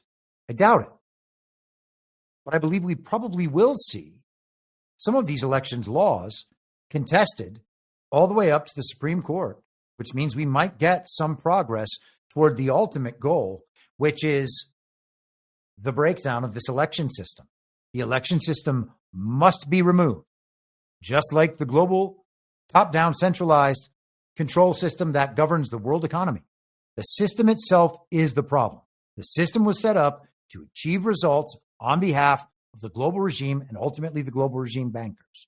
That is what our government is designed to serve. It's not of, by, and for the people. It's the system itself. That is a problem. All right.